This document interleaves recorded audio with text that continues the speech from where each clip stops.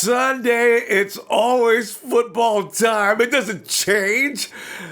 49ers are well, they're getting ready to kick some butt next year. And fam, as you've been checking out the news, that you should be. It affects us heavily this year, unlike it has in the past few years. But if you watch the speculation, it seems to be leaning towards, I'm not sure if indeed, I think the 49ers have signed everybody they're going to re-sign.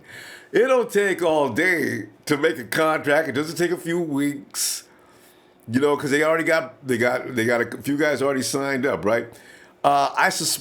They may take another week or so because I figure Parag Marathi is sitting in the office saying, no, I don't know. We should move on from this contract. We can do this one. We can do this one. We can do this one. I wouldn't advise this one. So 49ers are having these meetings, right? And so they already went and we got Cassius Marsh. We got him signed up. We got, who else we signed up already? We got Marsh. We got the has anybody figured out, hey, today, if you know how to pronounce that linebacker's name, Nzo, whatever, please get back to me. Mark. Oh, yeah. And we got Kilgore. I'm going to call Nz Mark. So we got Daniel Kilgore signed up. But you notice, it looks like a priority list, right? Jimmy G said, listen, I've got to have Daniel Kilgore back. Jimmy, we're way ahead of you. We knew you wanted him. We got it all set. We got it all fixed up. Don't worry about that. And, in Cassius Marsh, Kyle really likes him a lot. So now you'll see the pecking order as it goes. Who's priority 1, 2, and 3? So next, speculations are Brock Coyle will be re-signed, and that's due to their using reason because Reuben Foster is having problems, so it might be better to get him and maybe go in the draft or free agency and pick up other people. And then, of course, Tank Carradine's name is on the list of to-do.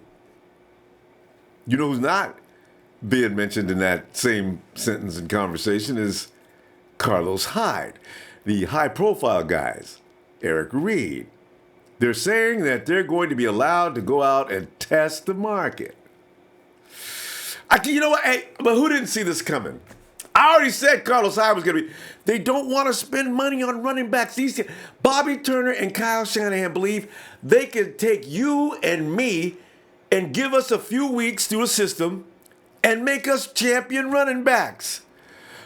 What I really concern myself is, did Bobby work hard on Carlos Hyde and he did not respond and display what Bobby wanted to see? Was Kyle Shanahan happy with what he saw? I also think, that day, and it could be just me. Remember that day that Jimmy dropped that bomb down the field and it was a clear-cut touchdown and Carlos missed it? I think if Shanahan was leaning on the fence one way or the other and trying to find a reason to keep Carlos or let him go, I have a feeling that was the day. I think that really pissed him off because the camera panned over to him. Shanahan never really shows a lot of emotion until the referees piss him off. He sort of showed a little bit, damn it. It was that kind of face, right? So, it could be just me. Maybe I read too much into it. With Eric Reid, I'm not sure other than the fact that it's the money. The 49ers have now got to budget. They've already spent their big, bad pay on Jimmy G. Now it's about manipulating, being careful, looking down the road, anticipation. Then you say, I got Kwaski T. I got Adrian Colbert as a surprise. Jimmy Ward's still in the fold. They're all signed up already. Eric, don't be. Eric, Eric, go test see what's out there, Eric. And if it's not that good, come on back, we'll talk. Come on, Eric. And here's the thing. And we've already discussed this. You probably already had this discussion with other people too. Eric Reid's not going to get a real good deal out there. He's not. And for the reasons that you know. So when he comes back, the 49ers can say, well, Eric, we're going to offer you this. This is probably as good as you were going to get out there anyway. It's a nasty business, fam. All right, let's go to the phone right now. And hey, Razor. Yo, the voice of the Niners, Ronbo Sports. Oh, I thought it was you. Rage, I thought that was you, man. I call you, you know. Rage, good to hear from you today, man. You know what? I know you got some good stuff, but man, tell me, man. I know how you feel. Razor may be the reason why Carlos is not coming back. I think he's been sending text messages to John Lynch. You Razor. got that right. He's not. So, are we right on that? Can we speculate toward Reid and Hyde being let out to go check and see what they can find? It's the end Yeah. for both. I like Reid to come back, but I don't see a spot for him because Tart beat him fair and square, and Reid won't resign to play linebacker. You can tell he's kind of upset when they moved him. Don't you think? Yeah, because it's just to say, what, you guys don't like the way I play safety? You know? So, yeah, I could see that. Yeah. Yeah. So, and looks like Hyde won't take a team friendly deal. That's why he's gonna hit the market. I mean, I'm pretty sure they'll keep him for the right price, but they're not gonna overpay somebody that doesn't fit the system. So, Ooh, I don't think he's coming back. Razor, do you remember a few weeks? Remember during that stretch when Carlos said, "I don't want to talk about contracts." Didn't the 49ers offer him a contract at that time? Maybe. This is why I get confused by all this. And Carlos didn't want to talk about Yeah. contracts. What you're saying, it just made me realize that. So, the team-friendly deal like you just talking about, maybe wasn't friendly enough for Carlos's agent. Because I think Carlos wants to stay under any circumstances.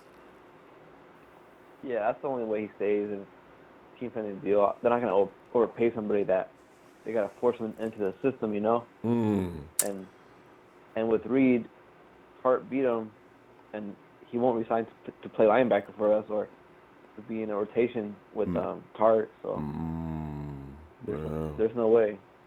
Yeah, because you can't be in rotation and get in prime money because that means, you get paid backup cash or rotational cash. I mean, it's all got categories, right? If you're the star stud, you get paid. If not, oh, man, that's all we can do, man. You're in a role now that we can't be paying you like that. So I think you're right. Yeah, and I don't see Carlos or Eric Reid going to Seattle, to be honest with you. Yeah, because, Cam says he's coming back next year. With Carlos, I do see Pete calling him, though, and give him a run. But maybe not. Could be right. And the reason why I don't think Seattle is because they have a beat-up line. And he's probably tired of playing behind a bad line. So I think he'll go. I think he'll go to a team that runs like a spread like he did in college, where he can run down the middle and not have to worry about the zone. So I think a good fit for him would be Detroit, Stafford, because they run a lot of shotgun. Yeah. I think you're right. That sounds about right, Razor. Because that Christensen kid, is his name Christensen? The Seattle Seahawks. Where? That kid that ran up 100 yards in us with, Carson. Is his last name Carson or Christian? What's it? Anyway, the kid. All the running backs get hurt, but the one kid that was really scared me last year was that one that got hurt. He don't need no offensive line. He was butchering us. But when he left the game, I was like, God, they couldn't do nothing with him. Our run defense wasn't that good at that particular point, but he did that to a couple other teams. I watched him. I said, if they ever get that kid up to speed, Russell will have exactly what he needs. So, they're probably going to see if they can hone him a little further. So, yeah, you're right. Carlos probably will not end up in Seattle. Yeah, and then real quick, I messaged a Bears fan on Instagram, one of their top guys that post a lot. Yeah. Kind of like a 49er edit. Yeah. Kind of like your page. Yeah. I messaged him about Kyle Fuller. Yeah. And I said, we want Kyle Fuller, but I hear he's not worth top money. And he goes, he played like he played last year. He's worth it, but the past 3 years, he wasn't all that. I read about that part, too. Fuller had That's what he a told year me, off. So. Yeah. So I mean, does that mean they're going to tag him? I mean, the thing is, are they going to keep him or they're not going to keep him? They haven't made that clear yet. No, he's gone because he wants top money, and they're not gonna pay him for that because he wasn't consistent over those 3 years. All right.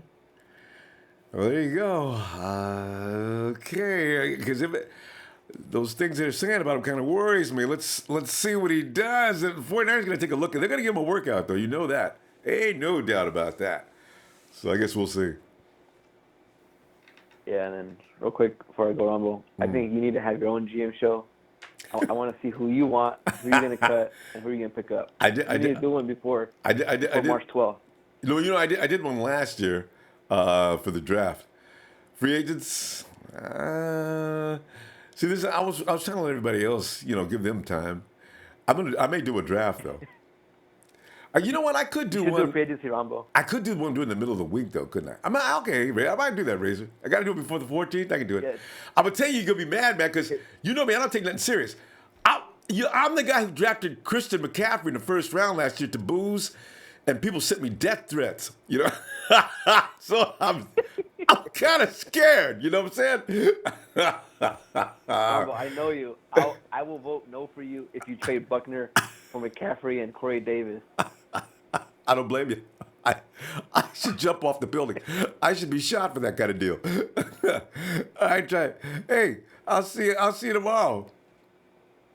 Hi, Ronbo. Shout out to the Hit Squad. Shout out to the voice of the Niners, Ronbo Sports. Yeah, thanks, Razor. Have a good night, fam. And let's go to. Hey, Gino. What's up, Rambo? Hey, Gino, man. We're just sitting there. I'm just checking out the free agents, man. I'm seeing what the 49ers got on their list of to-do guys. And I noticed Matt Miyako says 49ers are going to probably let Carlos Hyde and Eric Reid go test the market and see what they can find, which is kind of strategic. I think they should, Rambo. Yeah. It looks like they're going to. I think they should. Let them test the market. I like us to bring in Deion Lewis. Yeah, everybody likes him. He seems to fit the system, don't he? Good hands out of the backfield. He's got that zip to his run style. I like Deion Lewis, and I wouldn't mind us drafting Sony Michel. Yeah, I was watching him yesterday. I said, okay, now I get it. Why do you like Michel? He real elusive, and he can catch out the backfield. Yeah, that's right. And I like his acceleration. Yeah, far as fitting Kyle Shanahan's system. Yeah. I was thinking the same thing when I was watching him play. He's tough too. Tough. Yeah, he's explosive too. Him and Chubb. It's too bad they couldn't get them both. They represent Devontae Freeman and Tevin Coleman. I mean, both those guys, thunder and lightning. Talk about thunder and lightning. Yes, Chubb with his battering style. Sony with his zip, cut, gone. I mean, man. I wouldn't mind grabbing him, and I want Edmonds. I want Tremaine Edmonds. Yeah. Yeah, I'm an Edmonds fan too. Yeah, huge. Hey, you know what though? What is Edmonds? I saw there's people that don't know exactly. I'm not Edmonds. I thought he was listed as OLB. Now most people say. I think. Go ahead. Linebacker. He a linebacker. Inside or outside? Outside. Right. But he also can mix it up and rush off the edge. He give you a little bit off the edge too. See, that's what I'm thinking. That's why I really want him. But there's a lot of people. He is not an edge rusher, and they get all mad. No, he's not an primary outside linebacker. Yeah. Outside linebacker used to be edge, or you could put him on the Sam. But now, if he's not going to be on the edge, where's he primarily going to play then? Maybe he could play Will or Sam. He's got that kind of versatility. Okay. See, that's why. Okay. Well, yeah. That's why I really like him because he can do multiple things. Yeah.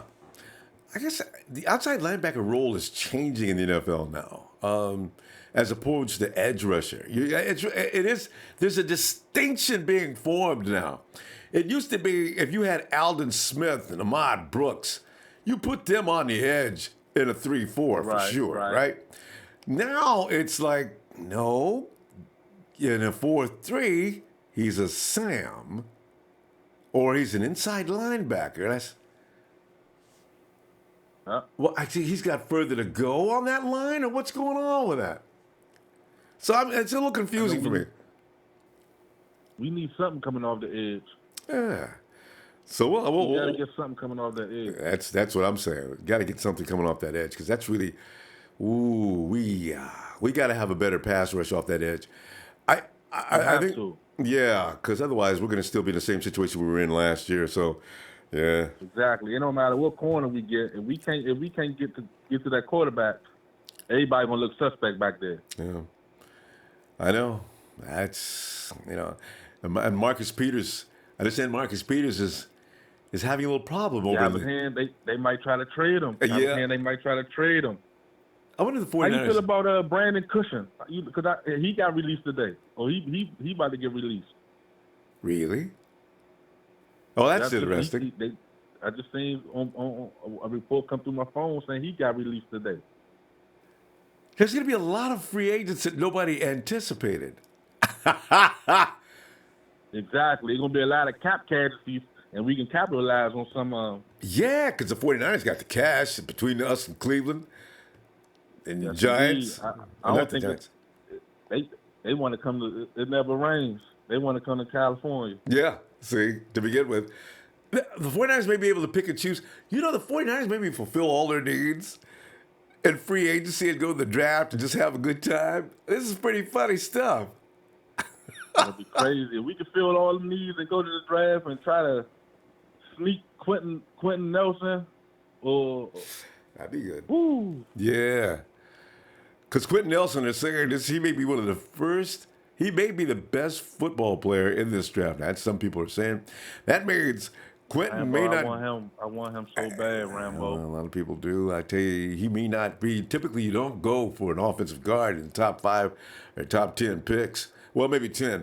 But they say this guy, he could go anytime between 2 to 8. So really? He a dog. Yeah, all right. There you go. He a dog. We need that up front. Him, if we could get him and get Norwell through free agency. Woo. Ooh. Yeah, you know what? Those are big salaries, though. Norwell. If you got Nelson, you'll probably stop at that because you know what? You don't want to further stunt Joshua Garnett's growth, right? And you know what? I almost forgot about him. I feel you. People forget about him all the time, though. Here's something that's going to depress you, though. I understand that they like Lakin. They say he's big enough, he's strong enough. And he got to go, right? He made a lot of mistakes last year. Hey, Gino, we're going to have to stop. I didn't realize we were having such fun here at the time. I'm looking at the clock. Gino, man, appreciate you calling in, though, man. Get on back here tomorrow. I appreciate you. Thank you. Thank you, fam. Have a good night. You too. Appreciate you, Rambo. Hey, fam. Not a problem. Hey, AJ. What's going on, Ronbo? Yeah.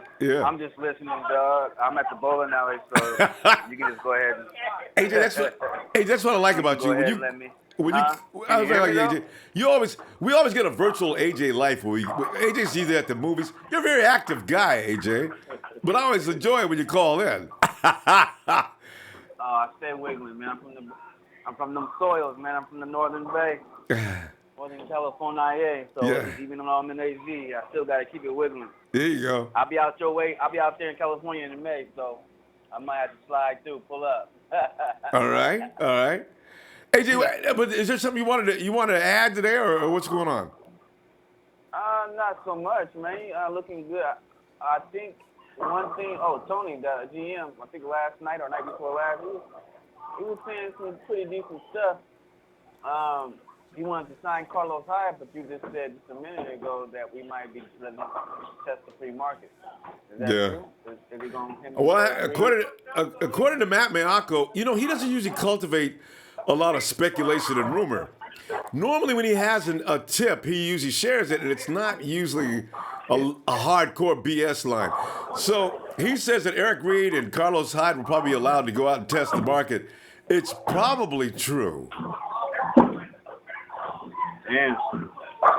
Well, I don't know, bro. I don't know. If it's true, then we screwed. We got to get another running back. Yeah. And I really think the 49ers had plans on that for a long time, and they probably know who they want to get and everything. Because you know what? Last year they got Joe Williams. Who knew about Joe? Well, we knew about Joe Williams if you watch college football, but who knew that Bobby Turner and Kyle Shanahan were crazy about him like that? So they may have another guy targeted this year if Joe Williams is still having that same problem as he had last year. Yeah. Well, I mean, we'll get somebody. I know Kyle and John Lynch are going to put something special, but I hope if we do get somebody, let them be with some speed. Carlos Hyde didn't have too much breakaway speed, but he was a bruiser. Yeah. And that's why I like the Forsett. Oh, Yeah. not Forsett. The one that just got drafted, the rookie that played for Jaguars. All right. Not Forsett, but what's his last name, brother? Wait a minute. You're playing for the Jags? Yeah. That's yeah, Fournette. Jags, back, big guy. Yeah, you had it right. That's Leonard Fournette. Fournette. I said Forsett, yeah, but Yeah. Fournette. Yeah. Yeah, I like his speed. His speed is pretty decent. But that's all I wanted to figure out if we was going to have some problems looking for a new scout, All right. new running back. And I also seen that we hired somebody for pass rush specialist that was a college college guy. So Yeah, he's that's on our squad now, huh? yeah, Christopher Kiffin. Listen, you know what I'm going to do? AJ, let me see you tomorrow night if you get some time, all right? Okay, brother. Be looking for you. Yeah, for sure. All right, fam. All right, let's check out Linnell. Hey, Linnell. Hey, what's going on, Ronbo? Yeah, Linnell. We're just sitting here, man, wondering, man, what are they going to do with them positions they're getting rid of? And it looks like while you see Carlos and Eric leaving, Tank and Brock Coyle are pretty much speculated to be definitely going to be signed. Yeah, that's what I was seeing. I was looking at an article by Matt Mayoko. Yeah, that's the same guy. That's the same one I was Yeah. checking out. Yeah, because, I know they said Tank is like a run specialist, and that's good for first and second downs, and then they're going to sell him out. Mm-hmm. But he said he wants to move on the inside for pass rush downs, Tank. Thinks he could put pressure on the inside. Yeah, in fact, Tank was doing a good job before he got hurt last year, actually. Remember, they wouldn't even let Solomon Thomas play for the first few weeks. Exactly. You know, I mean, I think this is more of a natural fit for him, like college. You know what I mean? Yeah, and that's what they're saying. He's back in his element. So, I tell you, Linnell, I tried to warn people about that going into the season. I said, don't look for Tank to just fail in this system, y'all. This is his stuff. I was just talking. Yeah, I was just talking. I wasn't sure. And sure enough, though, there he is. Tank has got Robert Saleh loves him. Yeah, loves him. Yeah, exactly. And then I figured we were going to re-sign Brock Coyle because we need depth at linebacker. He's good at special teams. So what do you think about them adding another linebacker in free agency? See, Derek Johnson over in Kansas City, since Kansas City's running everybody off anyway, I think we should pick Derek up. You know why? Because Ruben's going to come back mid-season. There's no point in getting... And that'd be a good mentor for Ruben, too. Exactly. And Derek he can handle that spot for a little while. Oh, definitely. You know who else I saw might be a possible free agent is KJ Wright from Seattle. KJ had didn't KJ just have a neck operation? Yeah, I think he had some operation, but I know they said he's still he's still one of the top top linebackers in the league. If he can, if he can bounce back, yeah. Yeah, I don't know if that's a vertebrae, man. That kind of worried because he's one hit away from saying goodnight. Even Pete Carroll said these guys have got career-threatening procedures that was taking a vertebrae. place. I thought that was Cam Chancellor with the vertebrae. I didn't know Both it was of them. Right too. Wow. Hey, you know what? Okay, don't quote me on that because I'm not sure the extent of KJ's. I know Cam was saying, "Man, I'm coming back." What? Yeah, he said he's coming back, man. Yeah. That That neck injury, man, he better be careful. I know, man, he could be paralyzed, man. And you know, I don't know that I don't know if they got doctor's clearance just yet. They want to come back because they're football players. Of course, they want to come back. Exactly. But Yeah, exactly. Because I was about to say, because that sounds like Peyton Manning, man. You know, one false move and that'd be the end of your life, let alone your career. Yeah. So you know, well, KJ Wright. So these are threatening injuries. So we will see. So you know, that's why I'm thinking KJ would be great if he was healthy. But then again, if he's really healthy, the Seattle Seahawks wouldn't even entertain any thoughts. Exactly. Yeah. Exactly. What about that dude Robert Quinn too, man? I like him. See, you and me both. Hey, how old is Robert Quinn? I thought I had Robert Quinn at 28. Somebody said he was 31. No, I don't think he's that old. He got to be 28, I thought. Yeah. I think it is 28. Yeah. Is he that old? No, I don't think he's over his 30s. Robert Quinn. He can't be. 2011, 2012. Robert Quinn, okay. Now, anyway, Quinn has had a couple of, well, you know, depends on when he came into the league. Is when he was drafted, a year he's born, 1990. Okay, there you go. So, yeah. He is not 30 nothing. So he's 28. He's 28. Yeah. See, that to me, that's peak. That's prime. Robert Quinn will still be effective for another 3 to 4 years, easily. All we need is a 3-year deal and really only use him maybe 2 while we draft another person and have him come up, you know? Group him up, exactly. Because that's the way it goes in the NFL. Yeah. Yeah. Well, you know, hey, I'm going to go ahead and go, Ronbo. I just wanted to tap in with you, man. It's been a few weeks, you know? Appreciate you doing that, too, man. Definitely. All right. Always. There you go. We got you. you. Have a nice night, man. You too, fam. All right. Yeah, Robert Quinn coming off the edge because Ziggy worries me. I ain't lying, man. If Ziggy comes out and plays 2 or 3 games next year, I'll be mad as hell. All right. Who's it? Hey, yo, Big Daddy, what's up? How you doing, Bravo? Yeah. Just sitting back here wondering how good this team's going to be, Big Daddy. What you thinking, man? And what do you think about Marcus Peters, man? I told you there was trouble in Kansas City land. I know. That was you. That was you that said that the other day. Yeah. On Friday, yes, sir. You were right too. It's more serious than anybody knew, other than you and a few others. Dang, I just Marcus. love football, Ronbo. I just love football. That's why I love listening to you, brother. You're good. Well, thanks, fam. Hey. And the guy Razor, I like Razor too. That guy's very, very. I like what he talks. And Razor's always on top of it. Yeah, Razor stays on top of the action, man. Hey, listen, you know what, though? Now, you're seeing Hyde and Reid and Tank and Brock. What do you think about that deal? I like the idea of Brock coming back just because of the situation with Foster. We need to get a little bit of insurance. And Tank, man, I believe in him. I like him. Yeah. I never thought he fitted in the 3-4, but in the 4-3, he's coming back the second year. Hopefully he'll have a complete year without getting hurt. Yes. And Salah's defense. Yeah. I think he's going to be very productive this year. There you go. Listen, I'm telling you what. I don't want to make anybody mad. I'm thinking they should take him out and put him over there on the Leo. I agree. I do. You like that idea? Yeah. What do you think? I've been hearing. I don't know. He's kind of old, so I hope nobody shoots me down for this. But Michael Bennett, man, I think he's going to be cut by Seattle. Wow, are they serious? You see, I heard that, yes, sir. But I can't believe it. They would actually throw Michael Bennett to the curb right now? Yeah, but they're trying to trade him, but they're not getting nobody to bite. And if they don't get nobody to bite, they don't want to pay him, so they want to go younger. And they should. And you know what? I got a feeling everybody that's listening to that phone call coming in, nah, I don't think so, guys. We're good. They're gonna wait until the Hawks cut Michael Bennett, and you watch the feeding frenzy is gonna be like piranha. They're gonna be all over Bennett. That's what I'm talking about. Maybe a year or two. He still has that in his tank. I know he's about 33. Is he that far? I thought he may be, because I haven't been keeping up with Michael Bennett's age. But you know what? If the Hawks go ahead and cut him, and they might have to, because I don't know what their plan is otherwise.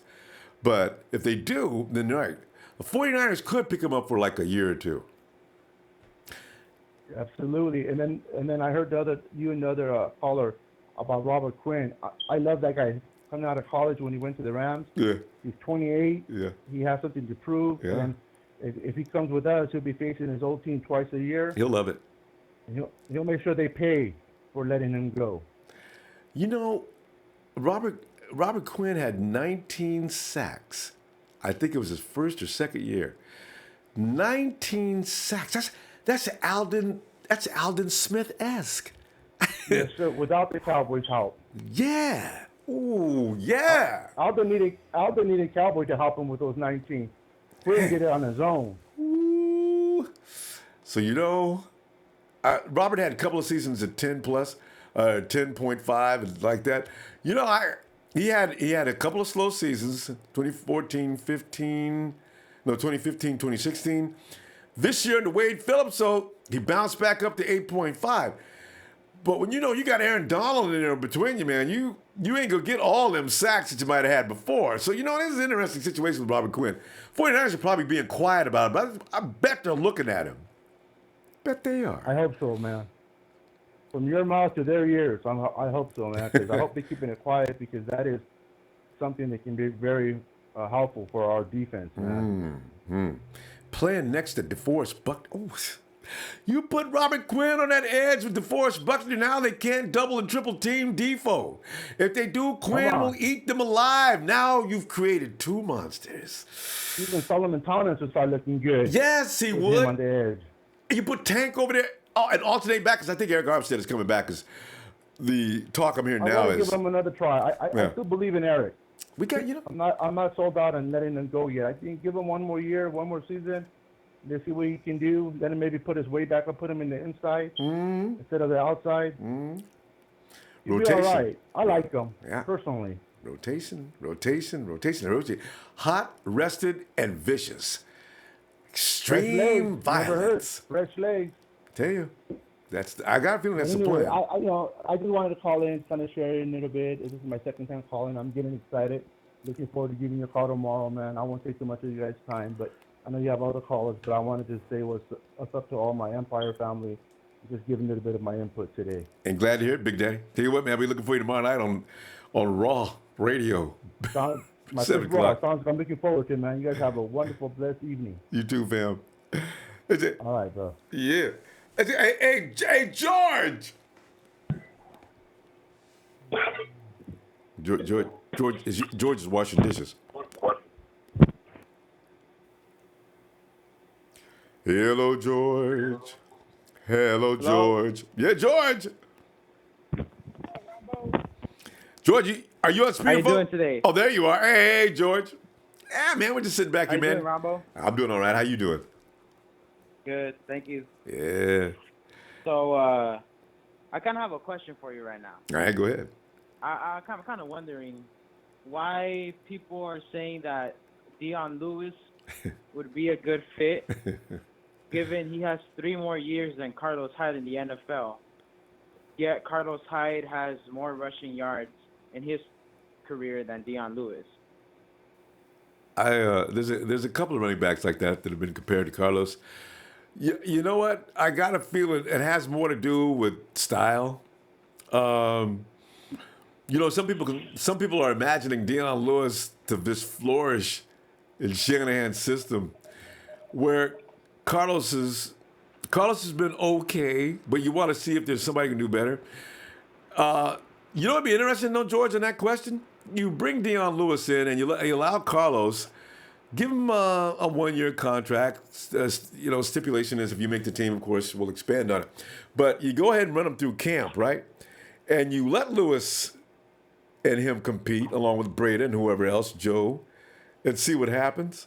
I hear you. Mm-hmm. Yeah, I agree. Yeah, because Carlos Hyde is he's the best running back we've had since Frank Gore left, and we brought in a lot of running backs. Like we had Reggie Bush, who didn't turn out that well. We had Kendall Hunter drafted before Carlos Hyde, and we get running backs every single year. Yeah. And Carlos Hyde has been the most consistent from those that we've been drafting. So, personally, for me, I feel like if we need to bring somebody back, it should be Carlos Hyde. Yeah. Well, but you know what? This is the nature of Kyle Shanahan and Bobby Turner. They're gonna look under every rock for running backs. That's just what they do. even if Carlos makes the team this year, next year he's going to have to re-audition. That's just the way it goes with Bobby Turner and Kyle Shanahan. Because like I said, these two believe they could take a running back out of the 5th round and make him a star. So this is why Carlos, a running back trying to get a contract renewal from the 49ers now is going to be tough unless they take a team-friendly deal like Razor was talking about. Because they feel like they can get a running back from anywhere and then build him into what they want him to be. But, you need certain attributes. So Joe Williams, they were crazy about Joe Williams last year for a number of reasons, but they didn't speculate that he's going to have a lot of trouble holding on to the rock. So, and I got to tell you, George, had Williams been able to work out last year, I have a feeling Carlos wouldn't have made the team last year. Because of how they've been predicting Joe Williams. Yeah, because they were so crazy about him. Yeah, I mean these guys were they were supposed to be good. Yeah, and they were begging Lynch to pick him up on draft night. I said, wow, because Lynch wasn't in on it, right? So there's Bobby Turner and Kyle Shanahan. We gotta have this guy. We gotta have this guy. And why would you guys got Carlos Hyde? What? Why do you gotta have this guy? That's what makes me think they'd already made up their mind at that point, actually.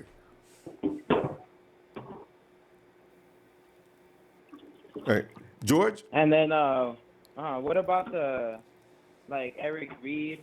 Because, I mean, we have Colbert, who I'm pretty sure is going to be starting next year, next to Jacquizzi Tart. Yeah. And then, if they're going to re-sign Brock Coyle, and then we're going to have also Malcolm Smith with the questionable Reuben Foster, depending on how the draft goes, because you know how they're predicting a draft linebacker.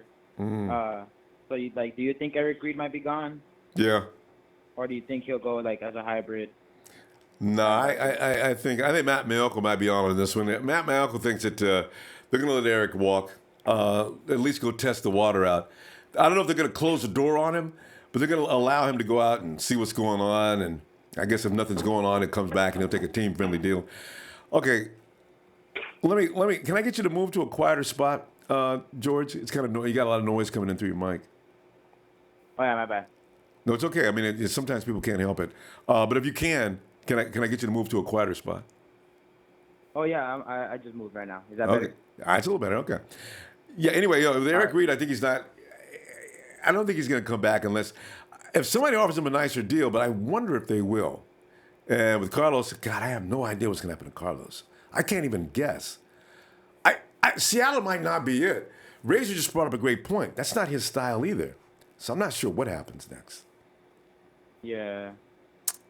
And then with the edge rush situation too, because with Carradine, he plays at the end. Yeah. And then what do you think is the with players right now? Forget about the injury like Eric Armstead, and what do you think is the 4D line starting at the beginning of the season? Hey, good one. I like George. We gotta go. I'm gonna ask. Listen up. I'm gonna ask other people about that. That's good. Who's the starting defensive line next year? Is that the question? Yeah. Yeah, that's a good one. All right, I'll give you mine. Let's hear some more. George, let me see you tomorrow night on Monday Night Raw if you got a chance. All right. Yeah, that's fine. All right, fam. Take care. Yeah. Let me run down real quick. I want you to address that question. I like that question. Who's on your defensive line starting next year? See, because I'm thinking. On the left side, I'm going to go ahead and go, and I'm going to put Tank back at the big end just to start the game. He's going to rotate back and forth between him and Sully. I'm going to find out which one of them can do that job the best. But I'd rather move Sully inside. So Tank, next to him, and I don't know what we're going to do with Mitchell. Is he going to stay there or not? Earl Mitchell, of course, will be next. But I do like DJ Jones. I'm ready for him. And, of course, you've got next to him, you've got Defoe. Who's on the edge? And where does Eric Armstead? It's getting crazy. Who's going to start? All right. Cassius Marsh is going to start on Leo. Is that right? All right. Okay, I know the kid's Cassius though. All right. Let's hit that question if you want to. Who we got next? We got the Sheik, Cortland Sutton's agent. Sheik.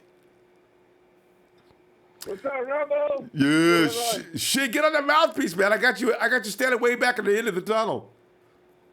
Oh, hold on. I think I'm on speaker. Hold on. Yeah. That's better. I am on speaker. There you go. Is it better now? Yeah, a lot better now. Yeah. Cool. Well, Sheik. What's going on, Ronbo? Today, Sheik, we're wondering about Hyde. And you know what? I'm forgetting. Is Sheik a Carlos Hyde fan? I know you like some Eric Reid, though. Yeah. What about Eric Reid and Carlos Hyde? And also, you got Tank Carradine. Yeah, I like them both. And No, Brock Tank Coyle. Carradine, he needs to go. But Hyde and Reid, I think they should stick around. Minimum 1 or 2 year contract, maybe 3 for Reid, but Hyde maybe 1 or 2. Because obviously their numbers was not that great, but we got to remember their O-line the last few years was trash. A lot of O-line was hurt. We had Beatles there. We had the other scrub, I forgot. I don't want to remember his name. That was trash that we picked up from Buffalo last year. I believe it was Buffalo. But running back?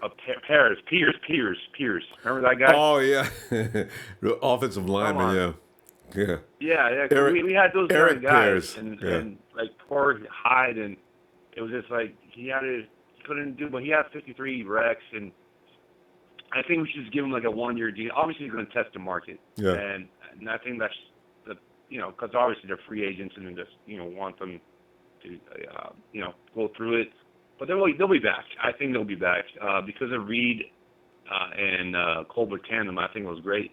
People might say, "Oh, what about Tart? I mean, he's going to be a free agent, and you let him walk." I was like, "Well, the thing is, we could give him Reid a 2-year contract and compete, and whoever wants, and then we could just cut the next guy in the following year." Because honestly, we need to build and figure out who is the guy. And I'd say same situation. We could draft a guy and see if he becomes that great running back we get, like a Norwell or Pugh or any type of offense. Because we need to help these guys. And Garnett's supposed to be coming back. Kilgore, with Jimmy G. So he's going to have a full season with all this money that we're going to spend around. So I think we should spend it for these guys for a minimum contract, friendly contract, and go from there. And I think, if they want more money, I think Jimmy Ward is definitely gone. Tank Carradine should not come back. I think we tried with him and he didn't work out. He's a backup at best, but I don't think he should be back. Sheik, you've heard Salah, but he's raving over Tank. You think he's gonna? I don't know. It seems to me like Salah really likes him. In fact, he praises Tank at the beginning of the season more than everybody on the squad, even DeForest Buckner. So I don't see him leaving, Sheik. Man. I mean, that's Salah. What I read from him. The thing is about Tank. He's just like he's not consistent. He's injured, and he did decent in the beginning, but he's just there until Solomon Thomas gets ready. And when Solomon Thomas took over, where was Tank? He got hurt and he didn't play anymore. They both got hurt though. And the thing is, there's other free agency that we should even think about, like what was his name from the Rams? Robert Quinn. Cut soon. Edge rusher. Quinn. Yeah. Quinn. Yeah. I'm definitely a Robert Quinn fan. Oh God, yes. Yeah. Because that's a guy that we definitely need to look at. Because honestly, they want to bring back Sammy Watkins.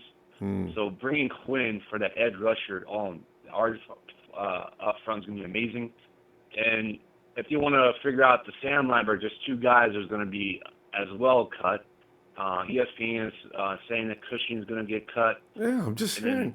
From Oakland, there's going to be Bruce Irvin, and you obviously know Salaya's defense. Yeah. There's just a lot of guys. We need vets to help these young studs that we have picked up, Buckner, Solomon Thomas. And people might say, well, what about Armstead? Well, Armstead, I think we should trade him to the Denver Broncos, whoever wants him, and get a 6th-round pick because he's not working out. I'll be honest. It's time to let ties go and just release him, or not release him, but just trade him, get to pick something. And Jimmy Ward, he needs to be cut. We should not have a backup $9 million guy playing backup. No. Yeah, that's going to be interesting to see what happens to him in camp. There's going to be a competition there. Jimmy's going to have to win that job. Hey, Sheik, I like the question of who's going to be your starting defensive line. We just got that from George. Who's your starting defensive line? Am I bringing my free agency or just currently on the roster? Just real quickly, can you free whatever you want to do. Who would be starting there? Okay. Yeah. All right, so I'll put Solomon T and at the big end, Quinn on the edge, and I'll put Buckner and Mitchell in the middle. Wait a minute, you're going to rotate Quinn and Solomon T on the edge? No, they'll be on the big end. They'll be both on the end. Okay. And then Buckner and Mitchell will be in the middle. Right. But they might take over Mitchell. I think they'll be rotating a lot. Yeah. So I really like Day. I see that. So I like that for top. We have 2 first strings again. Last year, I think we started off with 2 first strings until people start getting hurt, and you need to do that. See, because we got backups that are almost as good. Why? There's a little small difference between them, and that's all. So yeah, this is gonna be interesting to see what happens on that part of the defensive line. Yes. All right. And the thing is, bringing in Quinn, and let me just say this as well. Like Quinn, bringing him in, he has the speed. He's young, and it's gonna help the defense. With the linebackers, Foster, and whoever in the safeties who come through and help him out. So the holes will come in. But anyways, Ronbo. I know you have a lot of calls coming in, and we'll definitely be on Monday Night Raw. And everybody hit that like for Ronbo Sports. And everybody shout out to the Hardfoul Nation. And have a good night. All right, Trez. Shout out to the next Trez, I'm looking at Trez. I was thinking about Trez. Sheik, right, Sheik. See the ball. All right, fam. All right, man. Have a great Sunday, guys. Later. Too, Sheik. All right. Let us go to... Hey, is out in VA, Trey. I just realized your All-Star game is on, isn't it? The NBA All-Star. I always run into these contests like this. But you already know who's going to win. If Golden State were to verse the NBA All-Stars, who would you bet on? I mean, just the Warriors against the All-Stars. It's ridiculous. Anyway, Trey, what's up? The ex-member. Finally. The ex-member of the TNT Connection. I love it. Trey, you kill me. One half of the former tag team champions. Brother Ronbo, how we doing tonight, man? You're doing all right, Trey, because as soon as you call me, Trey, the first thing I do is I get amused as soon as I hear your voice, man. Here he comes. Yeah, man. We I heard some things that I don't like. I just don't like it. Somebody said that Carlos Hyde is the best running back that we've had. Who is this guy? Who is this Rudy Poo? Decided to call him the Night of Nights. We will start running Night Raw early. No, we're not going to do that. But, Ronbo, what we will do, sir, yes, without further ado, shout out to everybody in the chat. Yeah. Because we was just going to chat, but then I heard something about Carlos. So can I get one more installment, please? I saw you rolling in the chat, and for that reason, Trey has left the chat, and now another installment. Because y'all said the wrong thing of let me holler at you. You named a bunch of backup running backs, buddy. I don't even know your name. Whatever your name. It doesn't matter what your name is, okay? All right? Let me show you how it works around here. Okay? We don't mention guys. Carlos is not going to be re-signed. Let me tell you another guy that's not going to be re-signed. Eric Armstead. Do you realize his fifth-year option? Trey's actually laughing at Eric Reid. And Armstead. Stop it. Do you know he gets a raise because he played 77% of his his time on the outside? Like, no, sir. We won't be accepting your 5th-year option. You're gonna play your year out. Ronbo, do you want that back next year? You know what? I don't know what to say about Eric Armstead. I read an article on him now. Hold on. See, y'all be doing a lot of double talk on here, Ronbo. I'm just saying. Because see, this is what y'all say. Y'all say Ziggy. You'll say, give me Robert Quinn. Oh, no. Gonna play? No. If they're on a team, Eric sits down. If they can't find any other place for sit down or leave. He is not Ziggy or Robert Quinn. Make no mistake. I'm not putting him there. Oh, no. I've had enough of that. Okay, hold on. You did call Tarek. I came to give you a little love. You did call Tank Carradine being a good fit in the 4-3. Yeah. Back at home. So I got to give you a little love about that because that was awesome. Yeah. And Brock Coyle, we need you back, buddy. Yeah. Have to now. You're calling the signals until we can upgrade you with, Tremaine, Yeah. Virginia Tech. But if the Bills want to be stupid enough to give us 21 and 22, and they do. I think we should consider it. I think we should consider it. I would immediately. Ooh, you know what I'm saying? Because they want a quarterback so bad. Two premium. Hey, people draft Pro Bowlers in the early 20s. Okay? Yeah. You know? Yeah. Especially with the team we got. Back-to-back players. Yeah. Ooh. Yeah. We might not be able to get our hands on Quentin Nelson, no. But we might be able to get Mike McGlinchey. Yeah. And move him to right guard. I see. Move him to right guard. If they got that. You know what, because Trey, the thing is, when you get rid of that 10th pick, and I understand Buffalo does want to be in the top 10, and the thing that worries me, there's teams ahead of us that are probably going to let them have that deal because they'll want to go up to 3 or 4. This is the scenario. We got quarterback going 1-2, so that would be Rose and Darnold, and then hopefully nobody else does anything, and then at 9, the Bills are sitting there like, wow, we got to get, Josh Allen. He can, big guy. He can throw in cold weather in Wyoming. He can play in Buffalo, and then we get them the mortgage. Yeah, I forgot about Josh. That's right, Allen. He's in the mix, and don't forget Baker Mayfield's in that mix too. Once again, Jimmy keeps us in great position. Yes, indeed. You see what I'm saying? I do. They thirsty, Ronbo. Get them some Aquafina because these brothers thirsty. We're gonna wrap it up. We're gonna, because it wasn't even supposed to be a call-in. I know y'all got it. And Trey says, "Be careful what you say. He'll be back. At any moment." Hey. All right, man. All right, Trey. Great to hear from you, pal. Yes, sir. All right. There it is. And if you've been arguing with Trey on the chat, he's coming right back to get you. All right. Let's see. We got. Is that Nate on skates? Yo, Nate. Yeah, what's up? You, Nate. Hey, what's up, man? How are you, man? I'm doing all right, Nate. I'm just sitting there because Nate, I knew they were going to start talking about who they were not going to sign, right? So they went ahead and put Eric Reid and Carlos Hyde's name is on the list of people that they're going to allow to go out and test the market. See, and we all knew this. Why Eric Reid, though? Eric Reid's good. What are we doing with money? that? That's not good. That's not good for us to have him out there. It's money. I like Eric Reid, man. Everybody, I really do. I think he's a really good hybrid player that can play the linebacker position. Yeah. And I wonder if they would even try it. Nate, I wonder if he did a job that satisfied him during the season. They had him out there. I wonder why they wouldn't go ahead and say, Eric, listen, we're going to use you in more than one way, so you might want to bulk up a little bit. We're going to go ahead and keep Kwaski T over to safety so we can keep you running between the Sam and the Mike and the Will on occasion. Depends on where we need you. How do you feel about that? Nate, do you think he's one of those? He couldn't be one of those kind of guys. Hey, look, man, y'all getting me confused. I think he's good at a nickel package, a 2 linebacker position nickel package. I think he's a really good hybrid player for that. Yeah. I think that's actually pretty special to have, and Eric Reid is pretty special to have as a hybrid player because he can cover and he can also tackle very well, and he can also read the quarterback because he played the free safety position and the strong safety position. He's played it all over the field. I think it's valuable to keep him on the team because he's such a versatile player. I don't think it's a good idea to let him go. I think to let him go would be a huge mistake. I think he'd agree with all that. Yeah, I think he'd like to stay.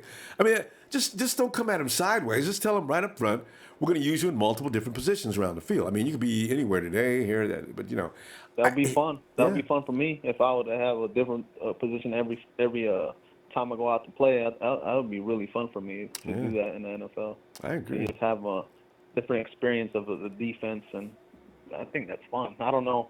I can't stay in one place anyway, so for me, that would be the best option. Yeah, I just don't know why they're going to let them go out and test. Well, I mean, you know what? Maybe the media doesn't. Maybe they're a little confused, and maybe Eric's not. They just haven't given him a contract. But Nate, what are they waiting for? The 49ers have already signed some people. Why don't you sign these guys?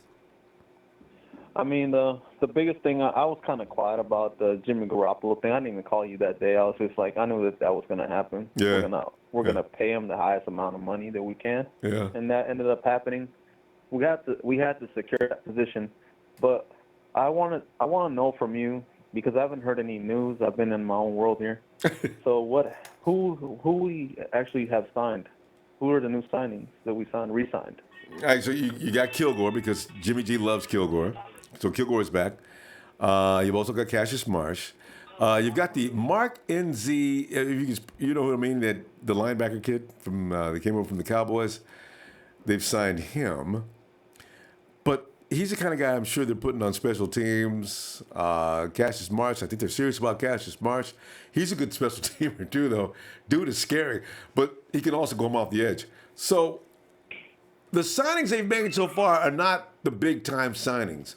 So, like you mentioned, that money that you just talked about with Jimmy G, I got a feeling that's why there's not going to be a lot more signings unless it's a free agent that they're going to pick up one or two more. But I don't think the 49ers are going to go buck wild in free agency because everybody says, spend all the money. Spend it all. I don't think they're going to spend it all. I don't think so.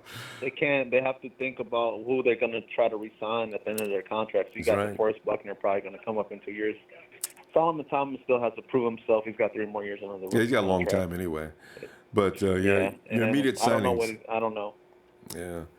And then you have other things that they need to just kind of they're kind of like waiting on to see if they can develop their talent from the inside a little bit. Maybe they gotta wait so they won't end up spending all that money and then having it come and pay back a price for it. You know, that happens. You know, all the time. You can pay a price for it, and then when you have to release the player because he's not performing well or he gets injured, then we're stuck with a what do you call it, a cap penalty. Yeah. And a contract that's really toxic. And you know what's going to happen, Nate? Actually, it's a dream. It's a joke for a lot of people. What if the 49ers do go to the playoffs next year and get deep into the playoffs? Now you're going to have guys coming back saying, listen, I need to get paid. One of the reasons why we got that far is because of me. You know, the me thing starts. Like that's what's killing Seattle. So, you know, that's why 49ers have got to save some of this money. There's no telling what's going to happen next. That's completely true. But if you go into right now re-signing these guys, you think that actually have a future and have a huge upgrade. They can, overall, if they can improve their game, then you re-sign them now if you believe in the player. Yeah, before they become too expensive. In the NFL, there's a lot of prone for injury, and a lot of people can't stay healthy. In no games, a player is 100% healthy. No player is. It's terrible, especially after week 1. And so, it happens. I mean, injuries, little stuff, and I don't even know how these guys keep going. It's such a violent game. Getting paid. Yeah, and then the talent only gets deeper. When you got all these new quarterbacks coming in, who knows how good they're gonna be? Like you were talking about Josh Allen maybe possibly trading up to 10 or 9, because the 49ers it's still a flip coin between the Raiders and 49ers. Yep. So you're talking about the Bills trading up to get a quarterback. That's only a speculation. What all the fans want, they want to get the most for what we want. So we need a valuable pick. I mean, what do you think? Do you think we should trade down if it's possible? You know what? The Buffalo thing looks really good because if we can trade down to Buffalo, do we have a second round pick? I think we have. We have the second round pick from the Saints. Yeah, and that's way down there, 29, 28, 29. Anyway, if you can manipulate that one of those picks from Buffalo to get a little earlier in the second round, you might do that. See, it behooves the 49ers actually to do that. I wish we could get somebody at 10. Last year, I wanted to wish we could have got somebody at 2, but we only dropped back one place, so we didn't get really hurt that bad. But I don't want to go too far down in the first round because I want the top pick of the top stuff. After that, I don't care. Second, third, and fourth, fifth round, I don't care where they are in that because they've got guys that can go out and find good players. So, yeah, that's what I'm thinking there. I'm just waiting for the damn draft to start. All this speculation sucks. That's why I don't call in during draft time. I'm like, it makes you crazy, does it? We didn't even, we all didn't want Thomas. You didn't want Thomas. I didn't want Thomas. We did not want Thomas. I know. And it ended up they did it. Pure ignorance. It's pure ignorance. Man, it's stop. Don't take the guys we don't want. And they start crying about them. They feel like we're not smart fans. We're not educated fans. But sometimes we are right. Oh, no. We didn't want Thomas. What? What? Where are you coming from? We didn't want Thomas. That's what we wanted. That's what we picked. He put my name in there, Trez, but you know he's lying. Okay. No. He didn't want Thomas. Okay, say that. I didn't want Thomas. No, I said the fan base didn't want Thomas. The fan base didn't want Thomas. The majority of people didn't want Thomas. Who did we want? Rambo didn't want Thomas. I didn't want Thomas. He dragged Vince. I wanted T.J. Watt or Mitch Trubisky. I wanted Corey Davis. I got to admit it. Okay. Shucks. Okay. Did you say Mr. Trubisky? Uh-oh. Did you say Mr. Trubisky? What would we be? I did. At the time, I wanted what Mr. would we be Trubisky right now? We didn't have at that time. What we are now, what would we be? We didn't have the quarterback we wanted, so now we do have the I got quarterback. you, There's but I'm nothing to worry saying, about. let's skip the Garoppolo scenario. What would we be right now with Trubisky? You'd probably most likely be on the bench learning the playbook still, but we would have we'd have somebody. Right, still at quarterback, right? Maybe so. Yeah. No, hey guys, that changes everything. We would still have the hope that Mr. Trubisky would be the guy. 3 years away from contention, right? Yeah. I would say another year, maybe 2 years, because the way Kyle Shanahan coaches, he coaches pretty. Yeah, I'm pretty sure. Yeah, I think Trubisky's gonna have a good year next year, man. To be honest with you. Okay.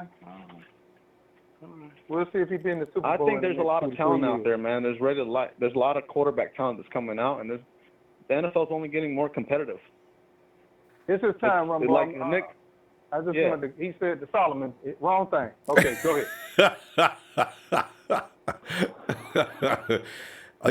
Nate, remember a while back I told you there were folks looking for you, and one of them just found you. Oh, yeah, I know, man. I know, but the Mafia's been looking for me all the time. That's why I changed my name to Greg Hickabotham for a while. You're used to being chased down, aren't you?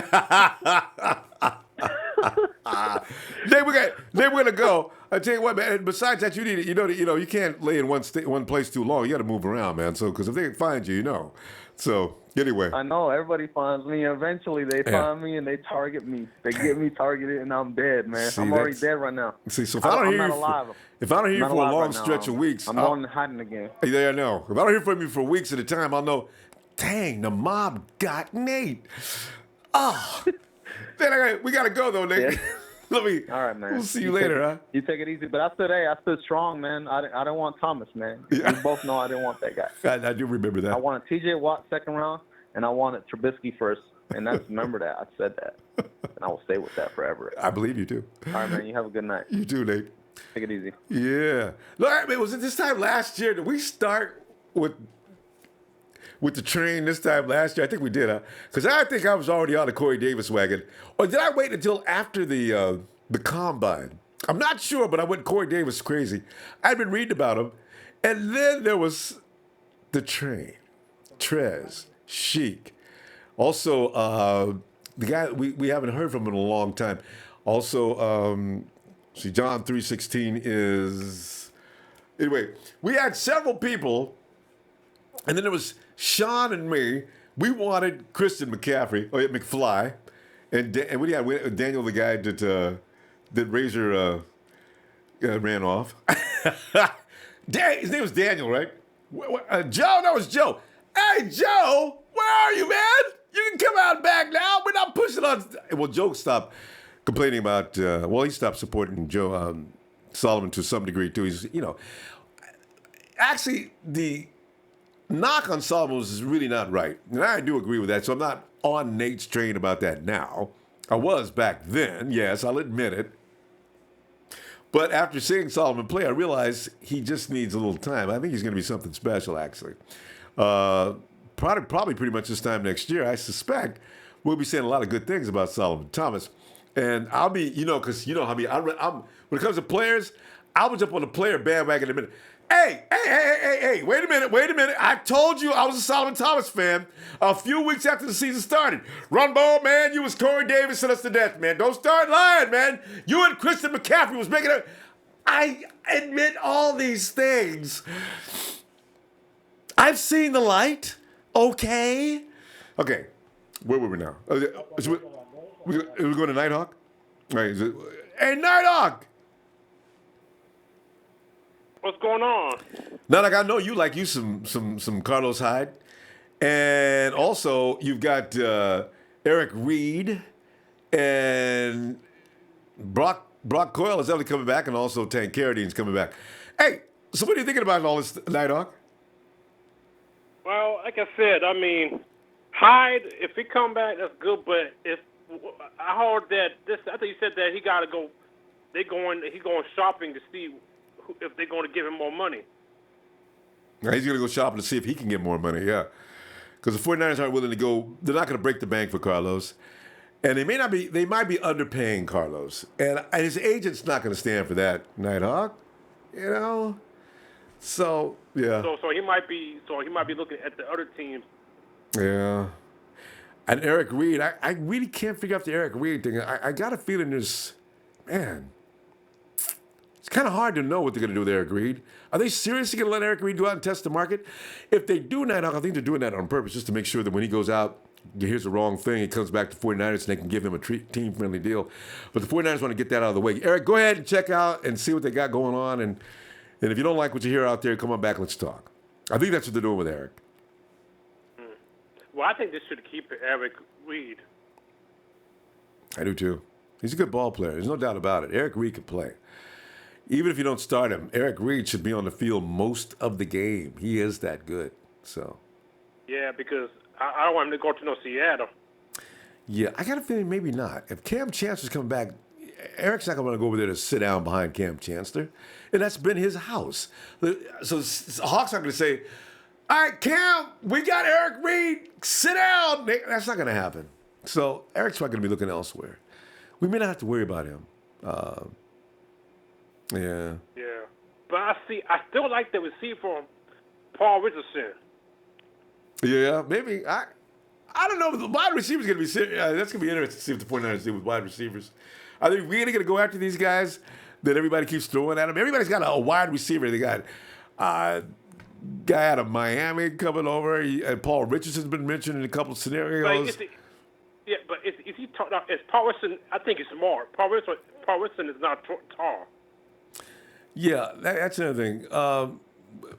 Smaller guys, 5'9", 5'10", we got plenty of those.